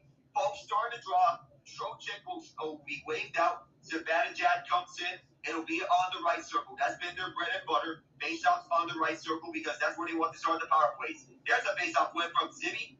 He'll get the puck back from Fox, and Fox gets it back. Right point. Panarin sends one around over to Zibanejad, and another save by Stuart Skinner. Could this be another rush? Yes, it is. 2-on-2. for the Oilers shorthanded. Adam Henry could have been 2-for-2 shorthanded. Pass in front, and Jonathan Quick made another save. Zibanejad, and is this going to cancel out the power play? I think it very well might, as Vincent Trocheck is having some words. But Jonathan Quick, my word, what a stop there with the left pad. Unbelievable outstretched left pad as the Oilers were trying to make a 2-for-2 on the power play. This was not intended to be a shot, John. It was an intended pass. Yeah, I think you nailed it. Whenever that pass was, it looked pretty good. It forced Vinny Trocheck to have to hook, and there goes the power play. So right now the Rangers in their last 5, 0 for 5 with 4 shots, and they almost give up a second shorthanded effort. That has been terrible for the Rangers. It's been a comedy of errors on the power play for the Rangers. That's all to say the least. And now because of this, it's 4-on-4 for 100 seconds before an abbreviated 20-second power play for the Oilers. It'll start from the Rangers' end. And Draisaitl wins the faceoff quickly. One-timer smoked up high. The Draisaitl gets the faceoff win off Will Cuylle. Bouchard keeps it in. Turned over to Keandre Miller's McDavid. Had it too hot to handle. Rangers have it. And taking his one-on-one is Lafreniere. Waiting for some reinforcements, but Bouchard was there the entire way. Cuylle had it stripped from him. Back the other direction come the Oilers, as is McDavid. Getting the feed. McDavid's in his right circle. McDavid goes behind that. Ekholm at the side of the cage. McDavid whipped on the pass. Toe. And here come the Rangers. Brandon Schneider. Long stretch pass. Little too hot to handle. But the Rangers, the little dipsy doodle and enter in the zone. Pass him to left circle. And a shot was stopped. Jeremy got a piece. And here's a 2-on-1. Draisaitl was McDavid. McDavid. Draisaitl. Score! Like clockwork. That was absolutely nasty. I'm so glad to have you with me on the broadcast because, look, we talk about Edmonton. We talked about the stuff during the Stanley Cup Finals. Man, this team looked near unbeatable. They went from down 3-0 to a Game 7, and now you get Trocheck in there on a penalty. You create a 4-on-4 opportunity, and which puts McDavid and Draisaitl on the ice together.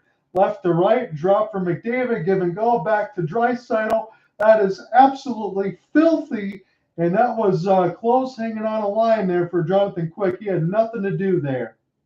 He was caught an eye with Yeah. all by himself. There was absolutely nothing that neither Quick nor Jacob Trouba could do to stop that pass from going all the way across. Because Trouba, he was backing up way deep towards the net. And that is a recipe for allowing a goal. Draisaitl had that open cage for him.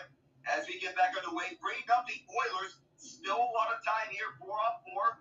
As we'll get some more depth before the Oilers get a remaining power play. Zibanejad may have a break. Zibanejad is turned away by Stu. The Oilers will pick it up, and here's a race. 2-on-2 back the other direction. A whip on the shot, a stop, and a slot shot was turned away by Jonathan Quick. Near corner, Rangers trying to get out of their zone, trying to get out of this headlock. They're down 3 goals. They need something. Trouba fires a slapper well wide for whatever reason. And the Rangers don't restart. And now the Oilers on a very short power play. So odds are very good that they score on this man advantage. But probably the Rangers need something, anything, because they have the puck now. They're in the zone. Probably they're waiting for their guy in the box to come out as Trocheck. And he will come out now. So the Oilers, it may go against their power play record, but let's be real. There wasn't a lot of time for them to score on that time around. Only 20 seconds on the power play. Usually you don't score on that length of time.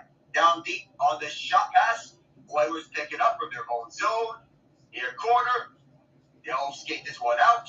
Jeff Skinner, opposite side. And here's McDavid. McDavid's in the zone. And there's nothing there, but this comes out to the far corner. Oilers staying with this. And the check should not be shaken free up from Keandre Miller on Jeff Skinner, who, by the way, is still looking for his first career playoff appearance. Brodskinski dropping back over to Kakko. Well wide to now on the shot. Miller, right around over to the far corner. Centering pass was knocked away. And as we go back onto center ice, Miller fighting Mancini. Miller again. Miller for the far side. The Rangers re-enter. Around for the Boars, going over to the near side. Kakko there. Brodskinski behind the net. Schneider. 2 right shot defensemen on the ice for the Rangers. They have 2 left shot defensemen on their roster right now, 4 right shot defensemen. The Oilers are 10-1-1 when scoring at least 3 goals this season.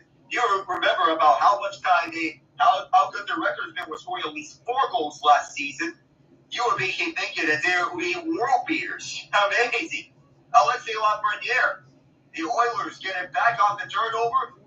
And this counterattack offense has not been working for the Rangers. They're basically leaving Jonathan Quick out to dry more often than not. Rangers have it, playing the gap. Here is Trocheck, pass to the left. I wonder why he didn't take the shot the rest of the way. Probably because of that defender right in front of him, but the Oilers might get something. No, they won't. Truba gets his one. Not out of the zone. This is just outside by Janmark. Janmark to the slot. Here's Bouchard. He rips it and grips it for another red left. 4-0. You said that perfectly, Alec. I'm looking the other way. I got my hands in my head thinking, why doesn't Trocheck shoot? I know that there's a defenseman chasing him right in the middle of the ice, but take the shot. You're right in the middle of the slot. You don't. You try to pass it. It's a turnover. It goes to Edmonton the other way. They pinch into the left side blue line with Janmark. Sets it back up for Bouchard. Right in between the dots. Roofs it. Top right bar. It's 4-0 Edmonton. By none other than Adam Henrique on the third line side. That was a good setup in front. As Bouchard, he says, hey, I got your back, Janmark. And he may be saying the same thing to Henrique. And perfectly executed goal. And the Oilers thriving at full ice. We're back here for the first time since Game 6 of the Stanley Cup Final. Edmonton won that game 5-1, coming off a game in which they were dragging the Panthers all the way back to Alberta to coach Jack Michaels. Here's a 2-on-2 for the Rangers. They badly need something. Down 4-0. Here is Adam Potts. And that's a stop from Stuart Skinner. Once again, the search for his first goal this year continues. As this puck goes out the center, Bouchard, primary assist from Janmark.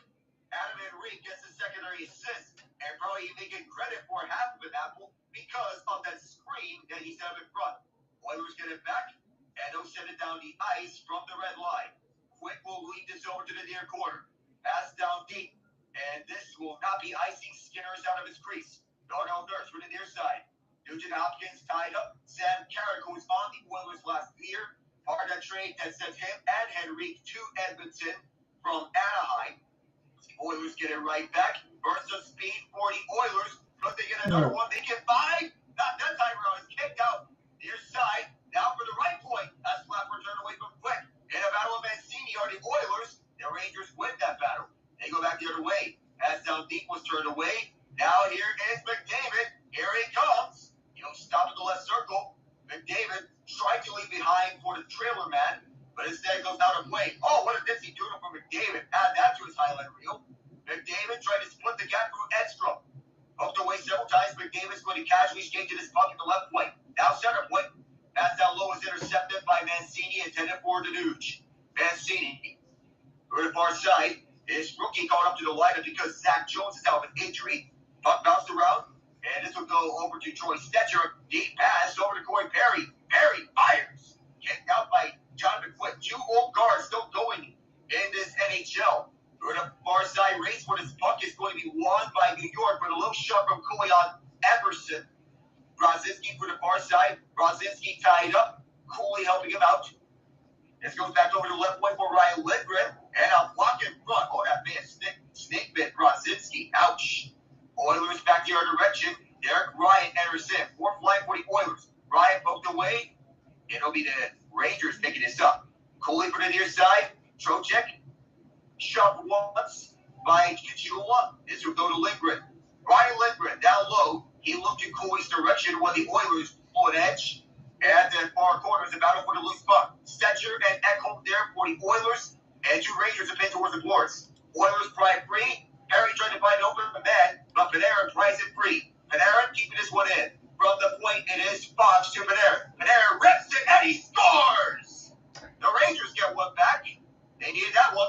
They had to have it, Alec, because I was going to ask you this before that one was finished. You just bled past Stuart Skinner, and one of the net is Panarin, the bread man, gets the goal. The Rangers had to have it. But I was going to ask you, are the Rangers even playing defense? Because it was 7 or 8 slot shots just in this period alone. And this one toward the left side post, Skinner had it covered, and Panarin somehow bounces it off the pad, the blocker, and in. Not weak to believe it may be a lucky bounce for Panarin given the shot angle. It was mostly trending towards a save for Stuart Skinner, but it got the lucky bounce and through the smallest of holes for the Breadman. Icing here, we'll have a face-up at the Oilers end. It's just, it boggles my mind. One game, and I'm going to have to remind myself that the Rangers are still a playoff team. We'll go to break, and they're a good team, but what we've seen, Alec, and I don't think you'll disagree with me on this, at least 3 of those turnovers out of the 4 goals are chances that the Rangers could have shot essentially high slot at worst, but in the middle of the slot between the dots, they elect to pass. It doesn't go to anybody. It springs an odd man rush the other way. The last thing you can afford to do on a 4-on-4 is spring an odd man rush with McDavid and Draisaitl, because you know that's going to be in the back of your net. But I think there's too many shots that the Rangers had that they just elected not to take for whatever reason. And the Oilers took full advantage of their chances. Yes. Save for that one Ekholm pass in which he decided not to shoot it, and they've been converted on their odd man rushes. McDavid to Draisaitl, of course, you would expect that an odd man rush that would be converted from both of the Oilers superstars. The Rangers, they're playing like they're complacent more often than not. And the Oilers, they're playing aggressive here for these first 2 periods. I think that's well said. That's exactly what I'm seeing right now. And I happen to think that, aggressive and mindsets and this and that would be something easy to fix for the Rangers. Maybe they don't get to fix it in this game, but you have to think when you get those opportunities the next time you play, you can't pass on it just to try to make one extra key play for somebody that's not there, especially for a team like the Oilers that play with speed, because you're going to get burned. And at least as we talked about for Panarin, who just finished one off of Skinner, yeah, it's probably a bad goal off a lucky bounce, but that's exactly what the Rangers need to do more of. Stuart Skinner's save percentage is still only in the 860s, 870s. You got to test him. And Kris Knoblauch is saying it best. You need skill to score, but you also need some grit. That's the first part of his quote, and he is correct every which way. Yeah. Yes, it takes skill to thrive in the playoffs, but you also take skill. It takes to thrive in the playoffs, grit.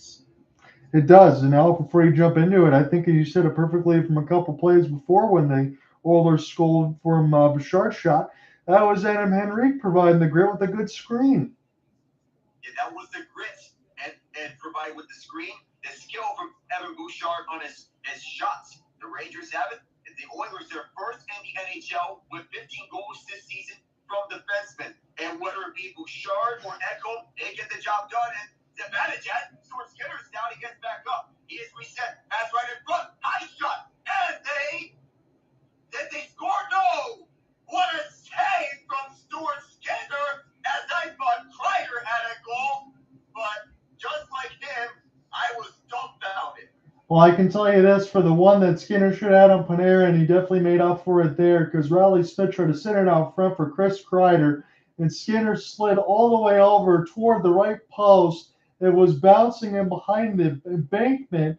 Reilly Smith tried to center. He slides over and robs Kreider with a glove hand. They're not reviewing this, so it will stand as no goal as we have a race for the puck. Photo finish. It is Keandre Miller. We'll have to do it over again in Edmonton zone. Yeah, that's Skinner's easily best save of the game there, because you can't mistake it, Alec. If they would have scored there with Chris Kreider, this would have been a 2-goal game, and all of a sudden back-to-back goals for the Rangers, if not for Skinner's heroics. It's Stuart Skinner's looking like the Stuart Skinner that we saw in the back half of last year's playoffs, especially in that Dallas series where he was absolutely locked in all throughout.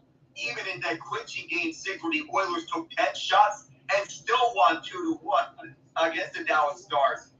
Here's Jacob Trouba. Stolen away. Here are the Oilers. Defense to offense there because they need to generate exactly that. Rangers at the near corner. Passing this one on the back end over to Ryan Lindgren.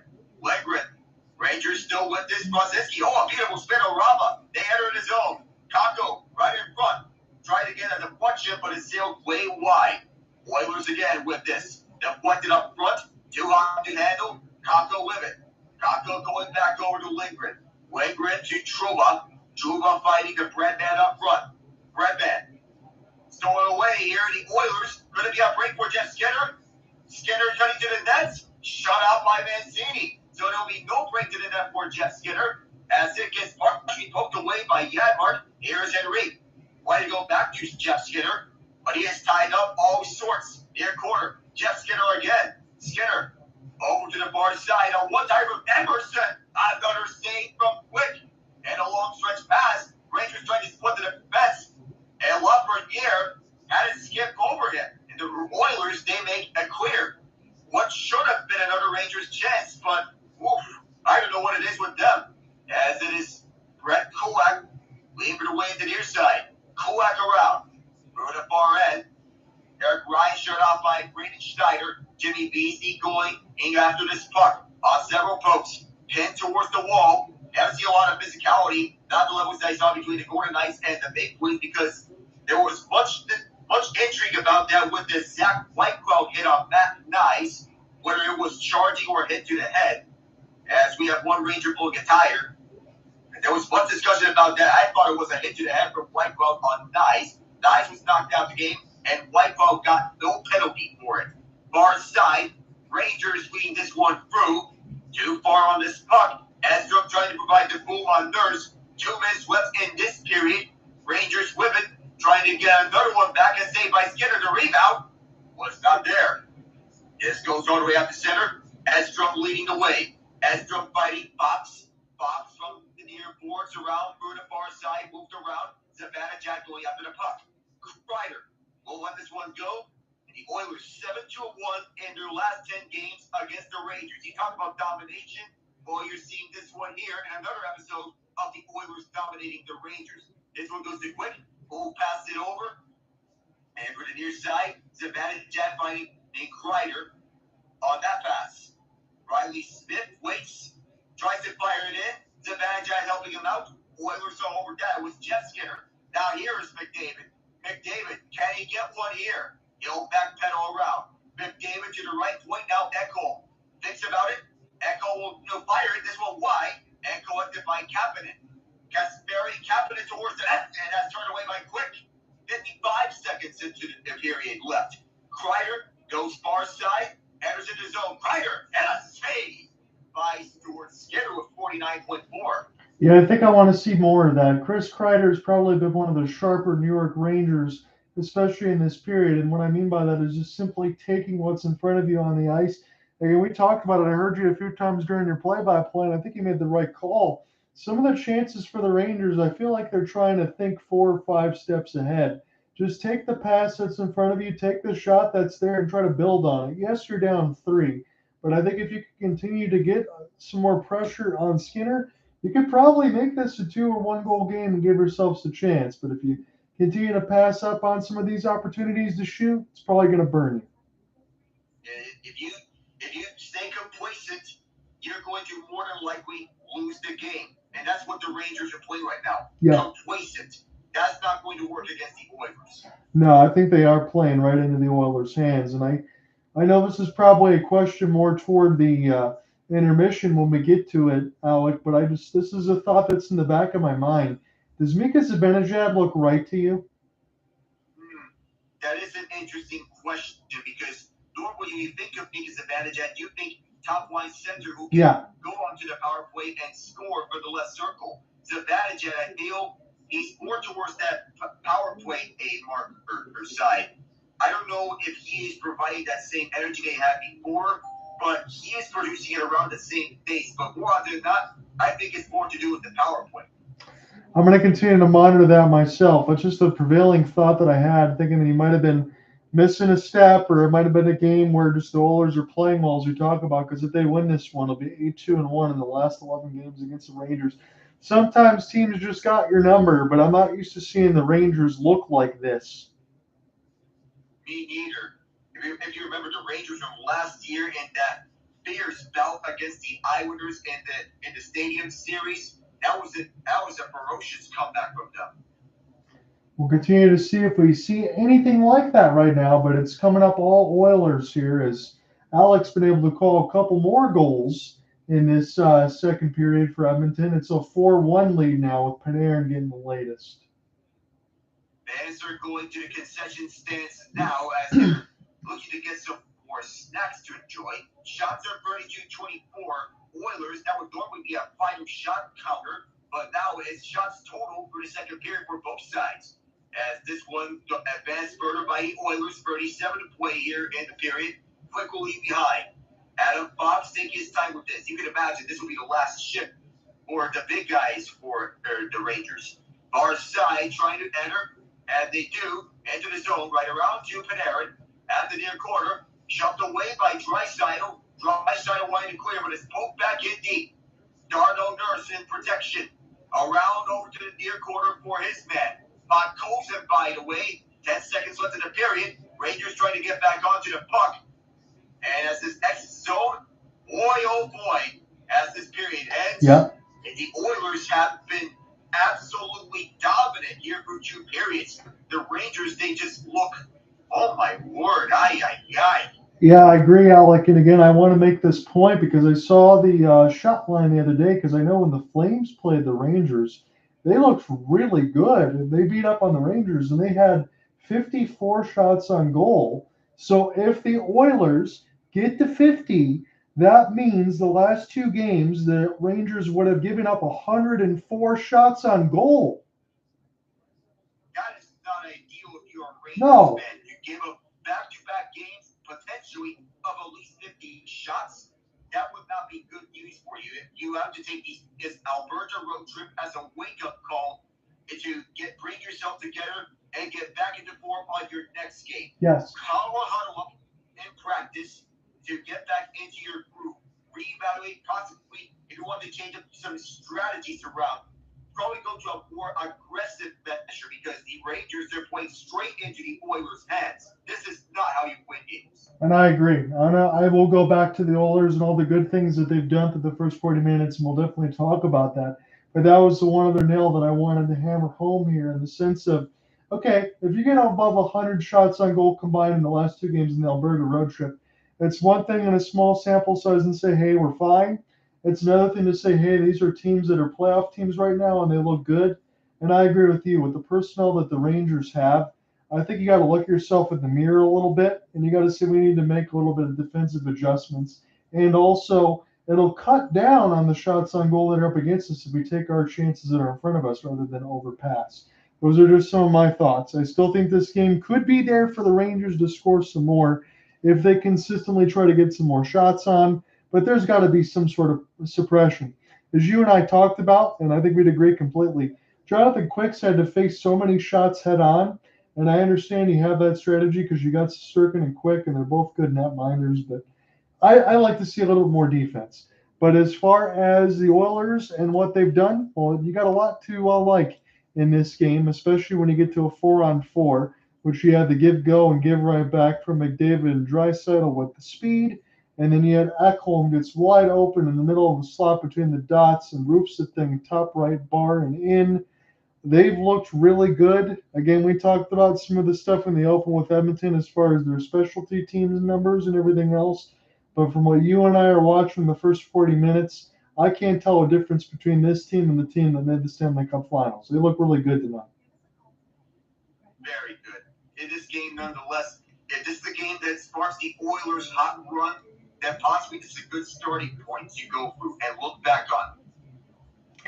And what do you think about, I know it's probably surface level discussion for me, Alec, but Sally Podkolzin scored, and then I know that you have in the top line, as you mentioned, with Kasperi Kapanen, it really doesn't seem to matter who they fit in on the forward side for the Oilers. I think there really isn't a player that hasn't played well for the Oilers today.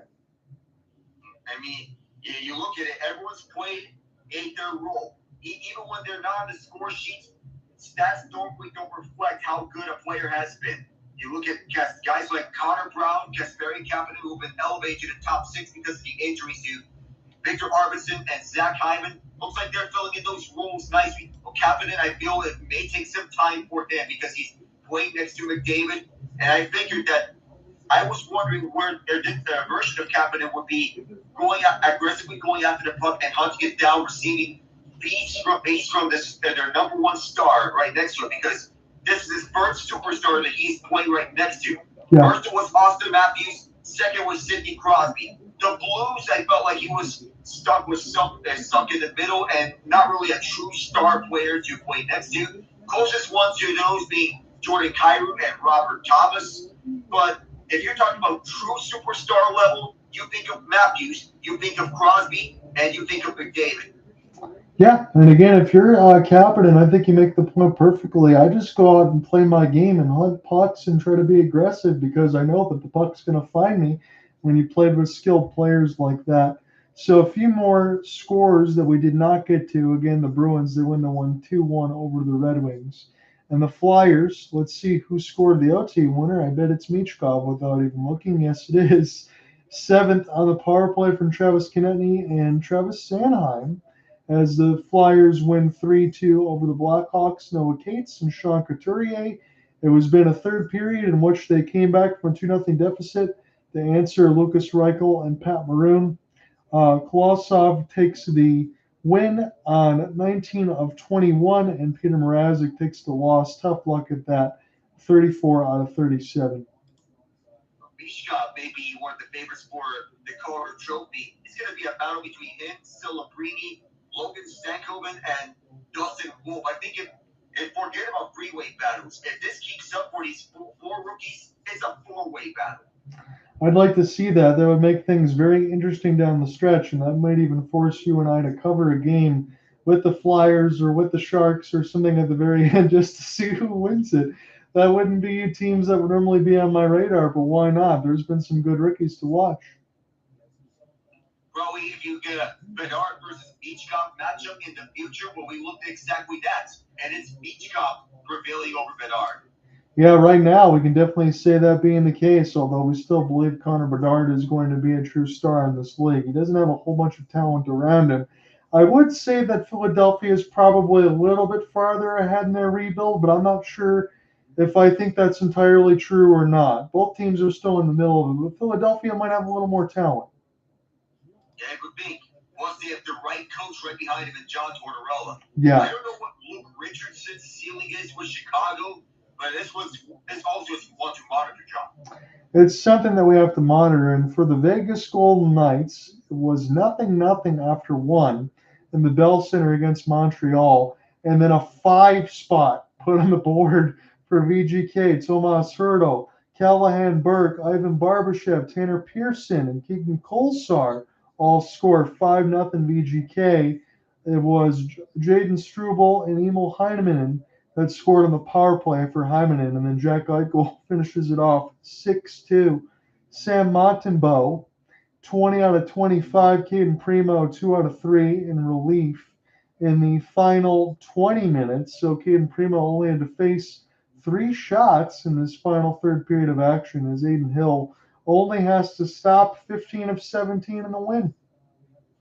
If you're looking at games in which you're just getting the suspense up, it feels like one of those games. And all of a sudden, it just feels anticlimactic at first, but then boom, the goal scoring explosion is second. That was this game. An absolute avalanche. And again, for the Tampa Bay Lightning, they're still 6-2-1. They took the loss at Amelie on the home ice, but they're 10-7-2 on the year. Dallas Stars improved to 13-6. Anthony Cirelli scores a pair of goals, and that answers Evgeny Dadonov and Miro Heiskanen 2-2 after 1. No goals in the second, but Matt Duchene and Rope Hintz help take it home with early goals in the third as the Big Cat gets to Claude. He takes a loss 24 out of 28, and Jake Ottinger, brilliant 27 out of 29 as the Stars take the W. And Miro Heiskanen, what a night. Tying goal. And he was setting up chances for his guys. Not only that, but also Matt Duchene, who provided with the winning goal. 2 goals in a span of 15 seconds for Dallas in that third period. That's how you had the Lightning look like a fizzled spark in that third. We're taking some looks on the CBC side that I see that Joe Thornton got his banner raised to the rafters in San Jose. He's still got the full beard, a top hat. He skated out of the Shark's mouth. That's a beautiful sight for Jumbo Joe. It sure is. With his number retired at the Raptors, I would imagine Patrick Marleau and Joe Pavelski join him there one day. Yeah, I would definitely have to say so. And if it's not, we would definitely have something to say about it, Alec, because they definitely should be. Now, I know the Vancouver Canucks, they were able to survive a comeback attempt from the Ottawa Senators. Their record is just 10-6-3. So they're doing fine, but they've improved to 7-1 on the road. So if they start to even out a little bit of the stuff at Rogers, they'll look pretty good. Kevin Lankinen takes the win, 26 out of 29. Jake DeBrusk opened the scoring. Then he also got one in the second from Teddy Blueger and Kiefer Sherwood. It was Claude Giroux and Tim Stützle. Stützle at the 1916 mark tried to make it close, but Linus Ullmark had a tough night. He stopped just 17 of 21 on the loss. Vancouver has been a rather on and off team this year. Yeah. I feel it's been more to do with the absence of Thatcher Demko. Now, reports have said that his recovery from the knee injury is progressing. But when Vancouver gets Demko back, which version of him are we going to see? Are we going to see that stellar version of him? Because if we do, look out. The Pacific Division might be in trouble. I'd hate to say, Alec, and again, I'm no doctor, but I hate to say that it would take Demko maybe like a month to get things rolling, but I think that it's fair. We haven't seen him play hockey in what, almost a year calendar time? Well, not since game 1 against Nashville in last year's playoffs. So again, that's very limited time. So several 5-6 months that have been off, and I think at least for him, it would take, I would have to imagine, at least 3 some weeks to get ready to go here, ready to roll again. For the New York Islanders, there was only other score to tell you about. They win 3-1 over the St. Louis Blues. Their record is very odd. They're 8-5, so there's been a lot of games in which they got points, but they took a big 2 points there. Kyle Palmieri scores on the empty net alongside his second with Brock Nelson on the power play. Jake Neighbors scores with the man advantage for St. Louis as Ilya Sorokin stops 24 of 25. And as Alec mentioned, probably the Team Canada netminder Jordan Binnington takes a tough luck loss, 28 out of 30. You know, I may sound like a broken record on this, but I don't get the New York Islanders. I don't either. They advance themselves as a competitive team, but more likely than not, they're taking more overtime losses because if you're going to make the playoffs, you have to stack up the win column. And the additions that they make in the offseason have been very minimal. And I still keep wondering, are you going to get a new general manager who can be willing to make the aggressive moves and big splashes to convince free agents to come to the Islanders? Because I don't see a lot of that happening. The bright spot is that they have a rookie by the name of Madison who looks very promising for them. Yeah, I've seen him play a little bit here and there for the Islanders. I agree with you there. And I will say this to your point, Alec. I don't want to be disingenuous, but if it gets to maybe 8-10 minutes left to go in the third period and it's a tie game, you'll see the Islanders play it slow. They'll play neutral zone trap. They'll just try to get the point, and they don't really care if they get the second one. It just feels like there's a lot of complacency. And more often than not, that's not going to work against the top tier teams. Because if you get too complacent, you'll be blowing leads here and there. That was the story of last year's Islanders. So many blown leads. Yes, it was. And I guess I lied, is because we had one more score that I didn't tell you about.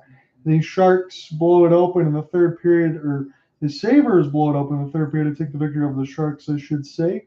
Is Dylan Cousins, Alex Tuch, and Rasmus Dahlin shorthanded and an empty netter in the final second. Luke Cunnin scores for the Sharks alongside Fabian Zetterlund, and Peyton Krebs opens it up. Mackenzie Blackwood stops 27 of 30 in the loss, but James Reimer for the Buffalo Sabres, again, that's not a name that I'm used to seeing, especially on that team, gets the win, 31 out of 33. This is the effort that Buffalo needs to have if they were to be consistent enough to get back, especially since Tage Thompson's out, so they need to take advantage of these games. There's one. And I will say this now that I look at the standings and click on wildcard in ESPN and I have to rub my eyes. Buffalo Sabres is the third seed right now in the Atlantic. Ahead of Boston. That's the big shot. So we'll see if that holds. I don't know if it's going to, but I think I stand with everybody. I know Buffalo and New York fans, they would agree with this, Alec, but I'm with you on this. It's time that we see the Buffalo Sabres in the playoffs. At what point the drought has to end. Yes. And if there's a moment in which they can quench the playoffs with a win, how about if we need to look at that game? I want to say this for all three teams. I don't think that they're going to make it, but I'll add the Columbus Blue Jackets, and I'll be kind, Alec, because I'm going to say this, and I mean it. Columbus Blue Jackets, Buffalo Sabres, and Pittsburgh Penguins. We've got to get them in the playoffs. Yeah, make the most out of what is left of Crosby's prime. If you can turn around from here, but I really don't see it for the Penguins, Sabres, and Blue Jackets. I like their chances. Am I looking at this correctly? The Pittsburgh Penguins are a minus 34 in goal differential. Jesus. That's by far the worst in the league. And we're down there in the bottom of the standings with the Sharks, Blackhawks. Not a place that we want to be in. Yeesh. Man, I thought the Red Wings were bad with minus 14, but the Red Wings, the thing that bothers me with them really quickly is I'm looking at the goals for category. They're dead last in the East with 49 goals, and yes, that's updated. And I'm looking right now in the West. The only team that has scored less than the Red Wings are the Anaheim Ducks. And the Ducks, they're seventh in the Pacific Division, yet I feel that the Ducks are finally getting to the point where they're progressing in their rebuild. Yeah. Finally, that they have something going for them with Leo Carlson, Mason McTavish, and their youth-based Cutter Gauthier. Trevor Zegras may be finally turning on the Jets just in time for a bounce-back year. But the Ducks, they finally get some traction onto this rebuild, which is much needed. That said, the everlasting question continues to pop up. Will John Gibson get traded? How many years have we had that discussion, Alec? 5, 6? I mean, it's been so many years, there's endless amount of speculation. There were some people saying, well, he may be linked to the Penguins in such a trade. He may be linked to the Oilers, which is the most recent report. He might be linked to the Oilers in such a trade if that were to be. But we don't know where exactly, if he's going, and in such a case, where he's going. It's just a whole lot of crickets from Gibson if he's willing to move his no-trade clause. I mean, there is such a thing to ride out your career in California and be in the warm sun. I get that. And the Ducks are probably a fringe team at best. I don't think that they'll make it, but I agree with you. They've definitely been improved. And I like what Pat Verbeek is trying to do with the squad. But if I am John Gibson, I'll just say it because I know we're both thinking it. Why don't you try to make a move to be a playoff team, to join a playoff team, to try to win something? Something meaningful. Yeah. Something that it can get you more to your trophy case, because for many years he's been the most underrated goaltender in the league. Now, if you can get yourself traded, probably at some salary retention for the Ducks, because it helps out both of you, both that team and the team that is trying to trade for Gibson, that would help out a lot for improved goaltending. Now, I know I threw in Edmonton in this discussion, but the way Stuart Skinner and Calvin Pickard are playing, it's a rather slow start, but I agree with you. We expect these numbers to improve over the year. Sure. Like a January, February type surge for both of them to get their numbers up. Yeah, you could do that and essentially try to play the goaltending tandem on a little bit more of a cheap, because you have Connor McDavid and Draisaitl and all the other players you got to pay. It makes sense. I do think at some point, if they want to get rid of Gibson, and you're right about retaining salary, there's got to be some sort of sweetheart deal involved where a team like Edmonton wouldn't have to give up a ton to get somebody like Gibson. That's just my opinion. And could you split the starts between Gibson and Skinner in that case? I think you probably should, because no disrespect to Calvin Pickard, I just don't know if Skinner and Pickard will be enough to win you a cup. And I feel having a 1A be tandem between the both of them. Whoever is the hotter hand gets the majority of the starts in the playoffs. Do you want me to split the top of this third, and then you want to take it the rest of the way? Let's do that. Okay, so back on our way here, it looks like this game might already be decided. But let's call the final 20. It's been fun nonetheless. All you really want to see is some sort of pressure here for the Rangers. Here's McDavid off the drop from RNH, as this will be flipped to the left side red line. It's 4-1 Edmonton. They've scored power play goals. They've scored shorthanded. They've scored off the rush. They've looked good. Zibanejad again overskates it. I've just been saying this my first game back in a while, but I just don't think he looks right now. Right now, Edmonton, if you're a betting man, is a favorite of minus 10,000. So you have to bet a lot of money to try to make anything. You have to be a rich man. As K'Andre Miller will send this back around the end boards. Left side red line. Panarin off the drop. This one too far for Lafreniere. Have to send it in deep. 3-1-1. Last 5 home games versus the Rangers. No matter which way you've sliced it on Sportsnet, they own New York right now. As this is a chance, Bouchard off the touch pass lead for Draisaitl. A 1-1-T. Doesn't find anybody. And Trocheck makes a pass. Try to get it back, and this bounces off the boards. Will stay in play. Leave it back now for K'Andre Miller. 18:35 left to go in the third. John Hunter with you alongside Alec Nava, and I'll definitely switch to the halfway marker. New York's got closer on the shot board, but it's still 31-25. But the way that this game is played, other than a lucky goal from Panarin, they're getting blown out of the building. Here's a wrister. This one bounces, goes up and on a play. The Will Cuylle has been a surprise name for the Rangers because if you're talking about breakout candidates, last year, of course, the easy pickings was Alexis Lafreniere. And, of course, he did break out. But if you had Will Cuylle and your breakout candidates this year for the Rangers, congratulations, you won.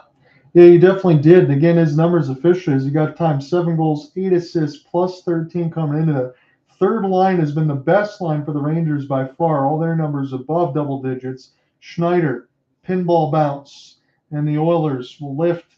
Can't get it out now. Cuylle tries to find it, finishes his check as the puck goes between his legs. Oilers the other way. Overskated for a moment there is Janmark, and picked up now by the blue liners of Edmonton. As the blue and orange try to get this one, but it goes back and across the defense. Kris Knoblauch squad has it. They got a comfortable 4-1 lead. 7-2 on the road this season are the Rangers, but it certainly looks like they're about to fall to 7-3. I don't think full-scale panic in one game, but this has got to be a wake-up call, as we talked about, as this Alberta road trip. It's not been good for them so far. I know the Flames have played well, and the Oilers are still a playoff team, but shots on goal are going to get close to 50 unless the Oilers really back off with a 3-goal lead.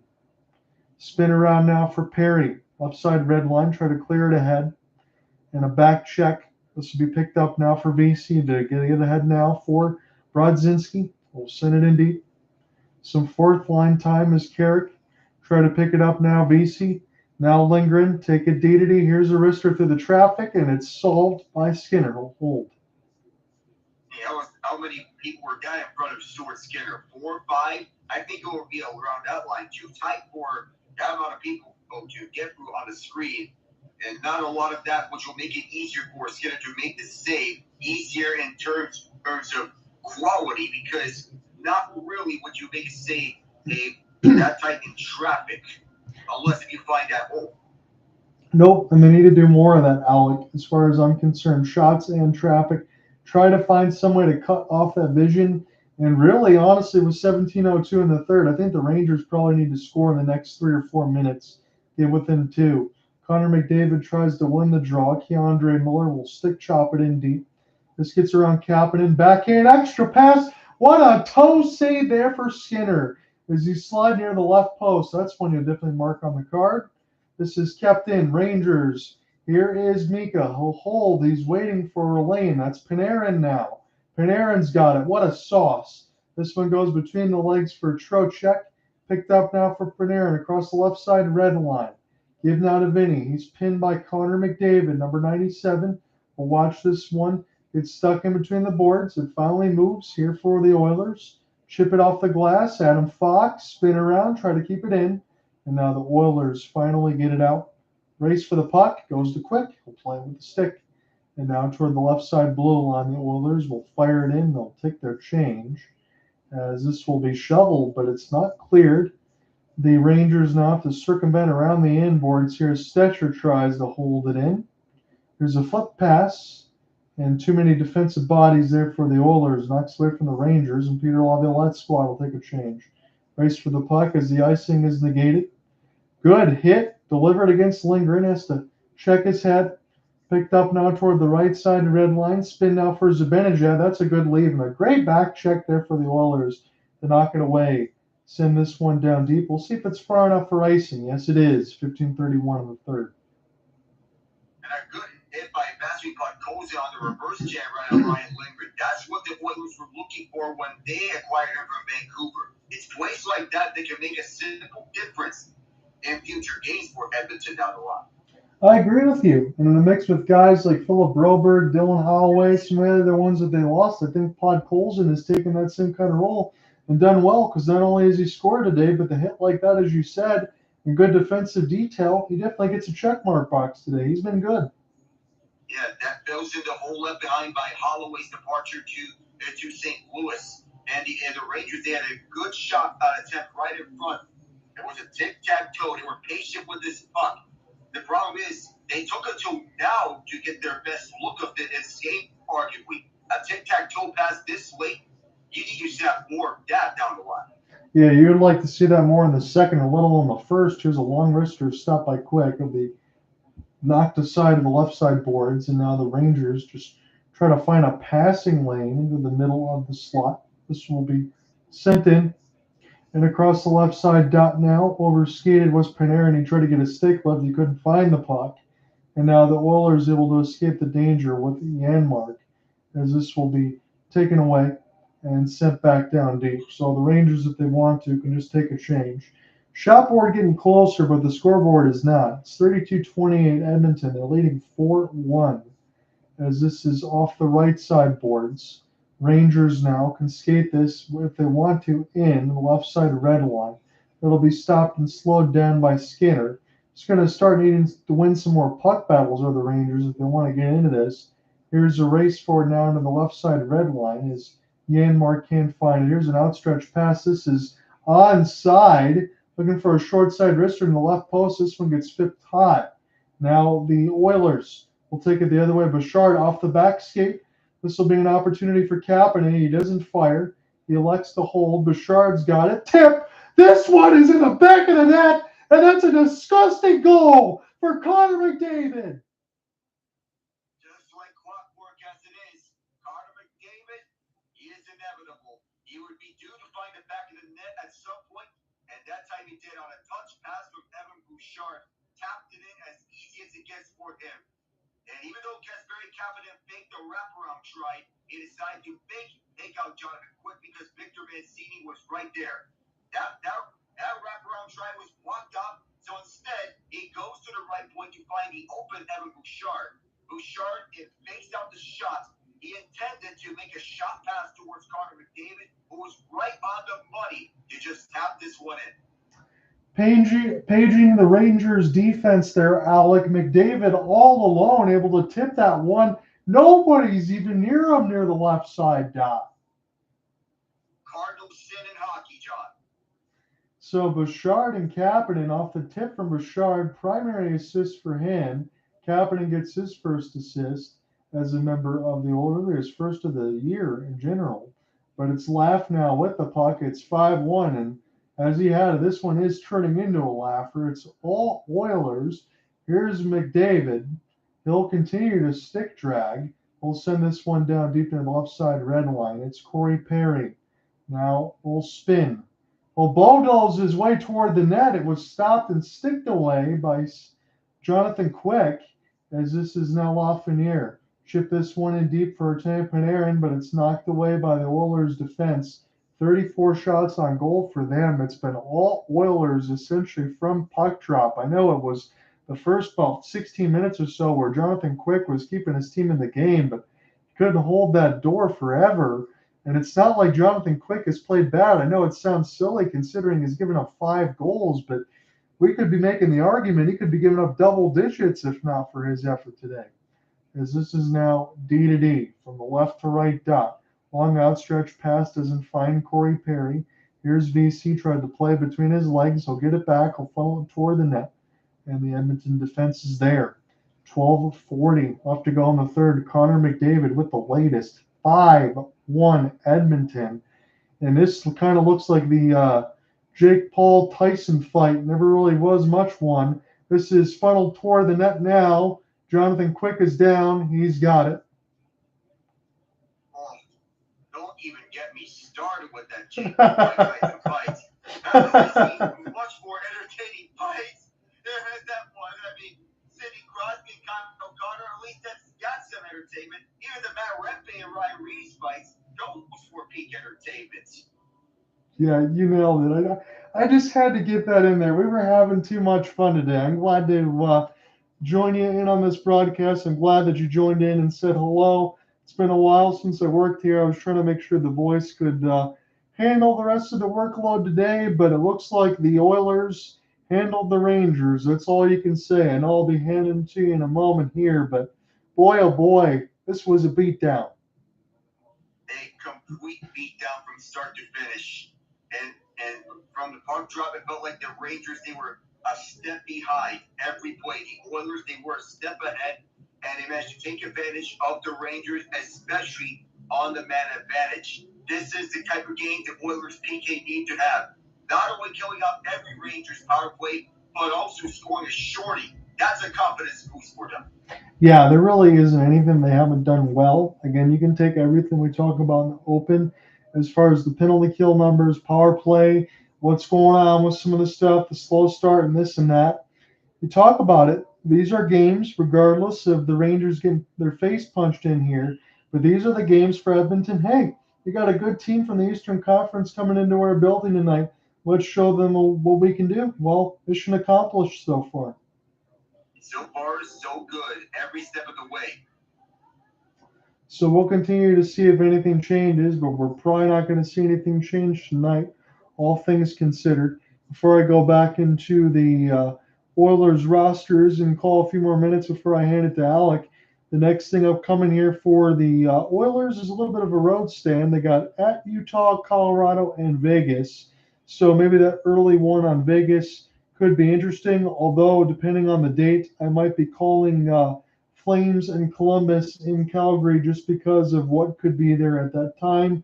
But we'll continue to monitor along with the Oilers because they got some good games upcoming that are probably worth your time to watch, as it's 12:10 left to go in the third.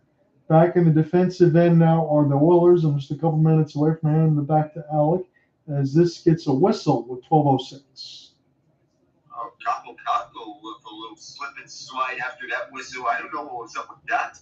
Now, Draisaitl staring a little bit of a 1,000-yard stare, but nonetheless, nothing major out of it. That the Oilers, they do have a long road ahead of them if they want to get back to where they were last year. If they can do it with this roster, I have faith in them. But there are other teams that are trying to spoil that plan. Yes, there are, and the Pacific is still very good, and I know that there is another team in Canada on the side of the Calgary Flames that can make things interesting. I didn't believe I would be saying that at the beginning of the year. I think when I talked with you and alongside Cooper Hopkins, we were thinking about a lottery team. But right now, for Calgary, all they really need to do is keep continuing to play because you never know. They could make the playoffs. Hey, could we see 5 Canadian teams in the playoffs this year between Edmonton, Calgary, Vancouver, Winnipeg, and Toronto? Yes, and I agree with you. I think you said the right teams. Yes, I think Ottawa will be the team that's firmly out. We already know where Montreal is, so I think you hit them all. As it's picked up now for Zibanejad. Panarin, outstretched pass. Can the Rangers just find another goal? That's the only question I have for the rest of this game. Drop to nobody. This is picked up by the Oilers in their own end across the left side blue line. Panarin trying to dig it loose. This is just outside the blue now and through the neutral zone. And now the Oilers can start again. I will dare say this, even with the 29 shots on goal, and Stuart Skinner's probably had 4 or 5 10-bell saves, I don't really think that the Oilers have been bothered none the least by what New York's been able to provide today. They've just been neutralized, really. As this is now left for McDavid, his pass eludes the stick on the ground, and Jonathan Quick makes the save as it was also blocked in front of him partially. Darnell Nurse has a short-handed goal. He leaves this one toward the right side, and this is flipped in by Edmonton. Picked up now for Riley Smith. Mancini has to spin and turn amongst his own end as Quick will watch. Outstretched stick. This could be a 2-on-2. Here's Reilly. Slow up. Look for a pass. It gets blocked. And now Edmonton's got numbers. Here's McDavid. Slows up. He can rest if he wants. He's dancing. He scores! Oh, my. No. Way on the record books over and over and over again. And you know that this is turning into a laughter. In this third period, when they said that the remark that the Oilers were not a third period team, well, I'll just eat my own words with this. Maybe they did showcase their skills in this third period. And McDavid turned this possibly into a shootout where he picked up Mancini, the young guy who was out in front, tried to swipe a poke, and he got Jonathan Quick to guess once, twice, 3 times before finally firing it in. That just showcases brilliance. I don't even know what to say. I'm going to hand it to you in a second here, Alec. But so McDavid, he makes the defense drop down early, as you mentioned. And McDavid seemed to slow down time there. I swear that Jonathan Quick must have played low on the butterfly like 3 different times. Now Quick is getting destroyed in the net. Now he's throwing some punches. But he slows it down a few times, able to stick drag maybe 5 or 6 times before he puts that into the net. That is ridiculous. You get set to take it away. I guess McDavid watched JoJo's Bizarre Adventure. Well, here are the Rangers in the attacking zone. Already has 2 goals in the third period. McDavid did school of stick handling as a 9:38. We get a stoppage, and Jonathan Quick is getting to the bench. I guess it's a pull in the case of an emergency, but welcome to the McDavid School of Stick Handling. McDavid's your professor. He'll teach you how to stick handle right in front of the nets so that you can score goals with ease. Alec, I know we get to the point where we've seen McDavid for all these years, and we should not be surprised. But every single time I watch this guy, I feel like I've found something I've never seen before. I swear. And I know it may be up for debate about who are the top 3 players in the NHL as of now. Of course, McDavid and McKinnon have to be up there for us. Many of the conversations about who the 2 of them are right now being the better player. Or McDavid, he's just taking place right out of a video game. I'm not sure if you can pull this off in NHL 25. No. I mean, again, as we talked about, that was about 6 stick handles, lightning speed, a la Pavel Datsyuk, who just got admitted in the Hall of Fame. So that's great company. That kind of lightning speed. He gets the defense to fall down and commit to block a shot. He's not going to shoot it. Jonathan Quick falls down a couple times because he's trying to make a save. And McDavid waits out the entire team. He faked out his own team. He faked out the Rangers, and he scored the goal. He was taking some time faking out Jonathan Quick as well. So he faked out everyone from his own team to the Rangers, even his coaches, the fans as well. I don't know. I would be hard pressed, and this is coming from someone that knows Nathan McKinnon is a Stanley Cup champion, and he's one of my favorites. I've said that to you many times. You know that well, Alec. But McDavid, he's the first player, he's the second player, he's the third best player. He's all of them right now. It's his world. We're living in it. Well said there, John. Well said. It's his world in hockey. We're just living in it right now, and we're just witnesses of this moment. Somebody's in the box right now for Edmonton. I think it's Derek Ryan on a hold. Yeah, it is a hold. He grabbed Adam Edstrom, tugged him, now sent the Oilers to the PK. Well, probably some time for the Rangers power play to get something out of this because there's a whole bunch of crickets on the man advantage. Even though it is late in the game, even though it's all said and done in this match, well, Connor McDavid may have submitted his ballot for goal of the year. I'm saying it right now, that could be a goal of the year submission from what we just witnessed. The Rangers on the man advantage. Adam Fox to the far side. Quick is not getting pulled because you'll need to pull him this late in the game. There is Chris Kreider, who is just tied up. Oilers on the PK right around. Mika Zibanejad. I just can't get my mind off that goal, John. It's just memorable.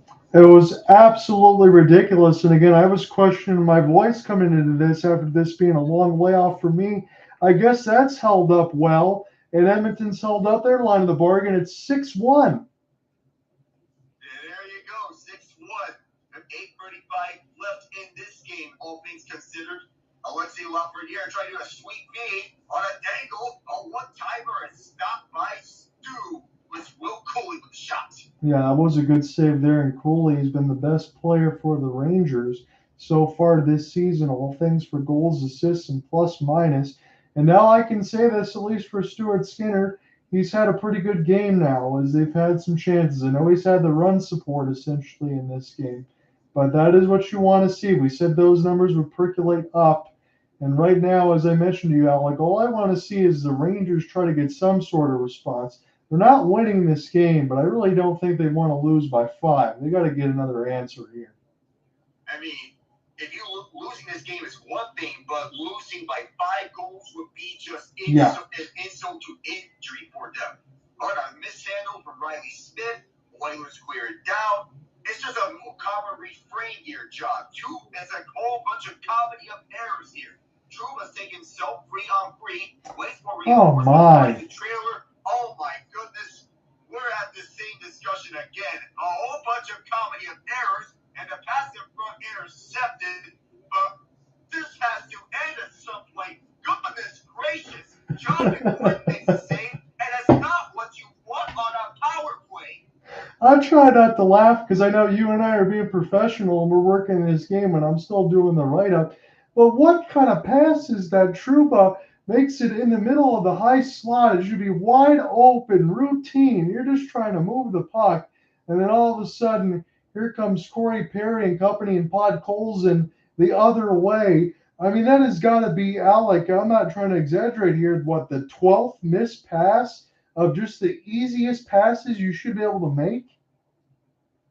Fundamentals. Yes. That matters. Just ask Greg Popovich. I know it's a different sport, but fundamentals matter. It's the little things that get these done. Oh my, this is just painful. And a long shot gets stopped by Stuart Skinner. I'm trying to be as professional as I can, but this is just painful to watch. Foot race, Rangers have it, and Keandre Miller blows a tire at his own zone. To make matters worse for the Rangers, the Oilers are on the attack. Well, that was short-lived. The Rangers have it back and around for Lindgren. Ryan Lindgren up front. This is, can't get a number, is Sam Carrick. The Oilers take it away. Little shove. Penalty arm. Are you kidding me? Aye. What are you doing, New York? I mean, I'm not trying to be one-sided for one thing at all. If you take penalties, honestly, I was going to make it a point to you, Alec, when the Rangers just had their power play. I wonder if they could just concede and just play 5-on-5 instead. But Lindgren, that's a boneheaded cross-check in his own end. Inexcusable there. Oh, that is bad, and it's only getting worse for the Rangers in this game because you're down by 5, and you're giving the Oilers breathing room for a potential power play goal. They have yet to record a shot on the man advantage, and their power play conversion numbers are bad this year for their standards. There's a shot, the first one on the man advantage that was turned away by Quick. Well, here they are at the zone, as this is Ekholm, but they can start off with their second unit on the man advantage because of the score line. Quick makes a save there, and around this goes over to the near side, held inside by Ekholm. He'll hold it. He doesn't need to score. Here's the rest of the Oilers, but possibly, if you want to put some more salt onto the wound, best do it here if you want to get those power play numbers up. Something to get these power play numbers up. Nurse, through the left, a shot, and Quick stops it. Our corner, Nurse was almost wide open, but it goes back over to the point for Ekholm. Mattias Ekholm through to the left. No look is there. Return feed back. 1 minute left on the power play. Tic-tac-toe, nothing there. Mattias Ekholm. Guess I'm just doing all of these repeat lines here with this ain't of what I'm doing. But because of the game, that feels like I have no choice. Nurse goes in and out. The puck is still into the zone. Then the punch is wide. And Connor Brown has it. They're going second power play the entire time because of the scoreline. It feels like they're just taunting the Rangers. And here's a poke. Mika's Zibanejad short-handed. He'll just fire a long blast. That's easily turned away by Stuart Skinner. And he decides to take that long slapper because why not? I guess it's late in the game. Other gets a target practice onto the net fighters. Here's Draisaitl. Boy, it feels like McDavid is just taking his time with this puck. And I would be taking my time too if we give it a score line as well. 13 seconds on a man advantage. They don't need to score, but here they are down low. Lost the puck, but it might not matter much. Corey Perry was out there. 5 seconds. And he might not get a power play goal, but the score line doesn't matter. Just run out some clock. Possibly that's what Kris Knoblauch told them. Just run out this clock. I thought I was going to say good clear, but Corey Perry was a little late. It's offside. And 4:42 before the Rangers can say, finally, we don't have to deal with these guys anymore. I was going to say, and I think he called it perfectly during that second power play time there for Edmonton. They just looked like they were toying with the Rangers the entire time, and the Rangers were keen to just let them do it. I really don't know what to say. I'm glad that you and I got a chance to cover this one, and we got a chance to work together, because you certainly definitely saved me, and I still had fun regardless. But I don't think I expected the Rangers to get beat like this. I could give you the Oilers a win, especially at home, and you think they want to get up for a game like this. But the first person the Rangers need to apologize to is their goaltender, Jonathan Quick. They need to apologize to him because he probably got back-to-back shutouts. You would expect that if the Rangers were going to lose, it was going to be a tight game in which the Rangers would play their tight forechecking and their counterattacking. But this to look flat from the get-go, there's painful losses, and then there's this. Yeah, this is beyond an embarrassment. I don't even know what you would use as a stronger word for that in the dictionary, but this is beyond embarrassment. As now Darnell Nurse shorthanded in the first from Vasily Podkolzin, who opened it up. It was Draisaitl, Bouchard, and then McDavid with back-to-back. So McDavid's still on natural hat trick watch. I guess that would be another feather in the cap, as he's already got his 11th. And Troy Stetcher got his first assist of the year. Hey, I would entertain the idea of if the Rangers decide to pull their goaltender, which I don't see happening, if they do pull him, feed it to McDavid, get him out there onto the ice immediately so that he can complete this feat. So both sides are onto the ice right now, getting ready for this face-off just outside the Rangers zone. 4:42 until we can put this one in wraps. And it's won by the Rangers. One of the only positives that they have in this game so far, face-off control. Mancini's tied up, so the face-off control numbers might not matter much. And the Oilers are just hounding the Rangers like hungry wolves, and Jonathan Quick is basically their prey. Yeah, and Enrique was right on the doorstep there. Kulak, 5 points, 2-3, and 2 goals, 3 assists last 8 games. Will be the guest in the after hours in CBC, so I guess I'll have to watch that while I'm typing up the story. I'm trying to think of one thing the Rangers did well in this game, and I can't think of anything. If you want to name somebody that did well, you have to look deep, and I mean very deep. I would think about goaltending, which is possibly the only positive for them. Some of the goals that the Oilers have scored, not Quick's fault. No. 4:09 until it's over. Schneider leads away for Brodzinski. Johnny Brodzinski right across over to the right side for Mancini. Mancini, long shot. Rebound is loose. And Stuart Skinner covers it up. 3:59 as Emerson puts a hand on Cuyle's shoulder. And I don't mean this, but I'm just going to say it because this game's way out of hand. If I'm the Rangers, am I entertaining a fight at all? Well, you could call Matt Rempe, but he's not on the team right now. But if there is a fight, maybe if you're going to vent out your frustrations, probably drop the gloves here. I'm thinking maybe because, like, normally you would never see that in a game like this, but you got to find something to feel good about if you're the Rangers. Because I agree with you on Jonathan Quick. I mean, it easily could have been 10 goals for Edmonton. But, I mean, this game was an absolute bloodbath. Yeah, it was from the start. From the late first period And with the way the Oilers controlled the pace in that first period, it set the tone for what was going to be this game. And the Oilers definitely sent a message to the Rangers. Hey, we owe you. There's a shot, and the Rangers get one for their confidence. And the guy who scored the only other Rangers goal, the Breadman, has their only other one. That's going to be the most muted celebration we've ever seen, Al. Like, there's no hands in the air. There's nothing else. Let's just get out of this one. 6-2 now.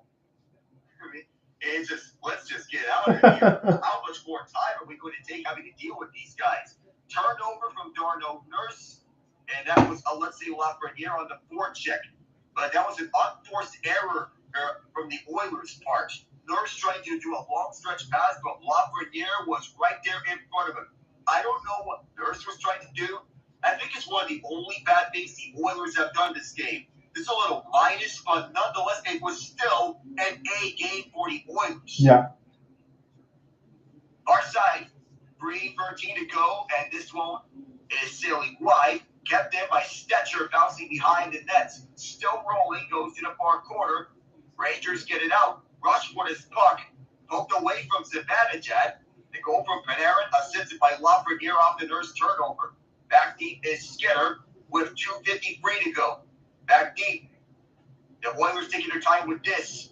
I feel like they're just ready to rest of this clock up so as to get the Oilers fans to one final celebration and honoring their players. 2:38. That's how much we have left. Now 2:35. Sent in deep, race for the puck. Icy is waved off. And a fight for the puck, it gets it over to the far side. Bouchard sticks it away. Slapped inside by the Oilers. 2:23 left. It goes to Schneider. Schneider hounded by several Oilers. It goes to Edstrom. Poked away by Henrique. Henrique has his foot onto the line, though. And no offside. Schneider has it, though. Back deep. The Rangers taking their time with this. Possibly getting some more shots for any sort of momentum heading into the next game. Because they need that confidence heading into their next game. Anything out of this one. They got one for Panarin. And possibly another one if they were to get right back in this. We have Draisaitl stuffed away. This may be sent wide of Skinner. Icy. If I'm Kris Knoblauch here, it's time to just use the bottom lines. I agreed with Alec there for a moment about Connor McDavid trying to get an extra, but no need for that right now. And if you're the Rangers, again, we talked about it, Edmonton's about to get their 40th shot on goal. Let's still end with that. That means 95 shots on goal somewhere about between the last two games against for the Rangers. That's got to get cleaned up. They have to clean this up in future games. They need to clean this up in future games. Because if you're going out like this against the Oilers, this is not the way you're going to win. This is not you can't be playing like this and expect to win every time. Goes in, he'll send us deep, batted down by Trouba, and Trouba's going to take some time with this, looking to set things up. Put it near side, Cuylle had it out of his reach. Emerson there first, but got shoved down by Cuylle. Far corner, Kakko can't get to it. Helped out by one of his teammates. Skinner had it bounced off of him and to the far corner. Oilers still trying to get it out. Cuylle there, watched by Brzezinski. Oilers have it. They carry it out the center and over to the Ranger zone. Off of Derek Ryan. 1 minute to go in this game. Out inside by the Oilers off of Miller's clearance that was failed. Harry sent it wide intentionally. I think it may be to do with the clock running out. We don't know as such, as there's 45 seconds left. The clock is still running. Rangers with the puck. They enter it through onto the far side. The shot sailing wide. 36 seconds. Picked back up by Fox. No one time from deep. Cuylle. Stick lifted by Henry. Excellent defense from him. Oilers back with this. They're going to take their time with this puck. Sent in deep from Stetcher. Is this going to prolong this game for an icing? It will not. Fox will grab it. Through the far side. And skating up for the ice for one last time is Sam Carrick, who makes the shot. Set up front where Edstrom is sent out wide. Oilers with one last rush. I don't think they're going to attempt to shoot on any of the chances unless they want to. That was tied up off the yard mark. And as it's poked away, that'll do it. The Edmonton Oilers dominating fashion on the New York Rangers in this victory, 6-2. Boy, oh boy, that was a convincing beating, Alec, in the nightcap of Hockey Night in Canada. Again, as we mentioned, I think the Edmonton Oilers, at least for this night, look like the Edmonton Oilers that we saw in the Stanley Cup Finals. They give the Florida Panthers more than a scare. And if you're the Rangers, hey, I hate to say it because I know it's just one game. This gives me those vibes, and you know where I'm going with it. Last year, alongside, maybe a couple of years ago, alongside the New Jersey Devils, when they had a Game 7 at home ice and they got blown out, that's what that looked like tonight. And if you want to go ahead and say that you're a preeminent team in the Eastern Conference and you want to make some playoff noise and you want to showcase what you can do, you take this entire game of the Rangers and you throw it in the trash can. You just burn the tapes from here. Just don't even think back up to this game because this is not a game you want to look back on. No. Burn the tapes already if you're the Rangers. If you're the Oilers, keep those tapes. Build up this game. Because if you want to build up this game and start a hot run, this is the game you need to look back on. Yep, Alec, I think you said it right. If we were to think about if the Oilers could take maybe 70% of this effort the rest of the way through the regular season and the playoffs, we could probably see the Oilers go all the way, maybe even farther, but go all the way to the Western Conference Finals again. They play like this, they're going to get at least that far. Stuart Skinner, 33 out of 35. He ended up having a good night. I know some of the shots at the end got inflated, but he played well. Connor McDavid gave you his showcase moments. I thought the others played well. I thought their defense was pretty good there for the Oilers as well. I have no complaints. No complaints at all. And if indeed Edmonton's the last Canadian team standing in the Stanley Cup playoffs, and if they make it back up to the Stanley Cup final, I can assure you 90% of Canada will be rooting for them to win it. Yep, I think you're right. I know my next game will probably be on Wednesday, but as we get through some of the NBA Cup stuff, Alec, I think you and I will be in contact because I'd like to call those games with you again. So I'm looking forward to it. So if I don't see you before Thanksgiving and all that, happy Thanksgiving. It's good to work with you again, and I know we'll talk soon. Good to see you again, John. Hopefully we can do an NBA Cup game in the future. Definitely. I'll have that one on the radar. We'll be in touch. Oh, yeah, for sure. And for now, good night, everyone.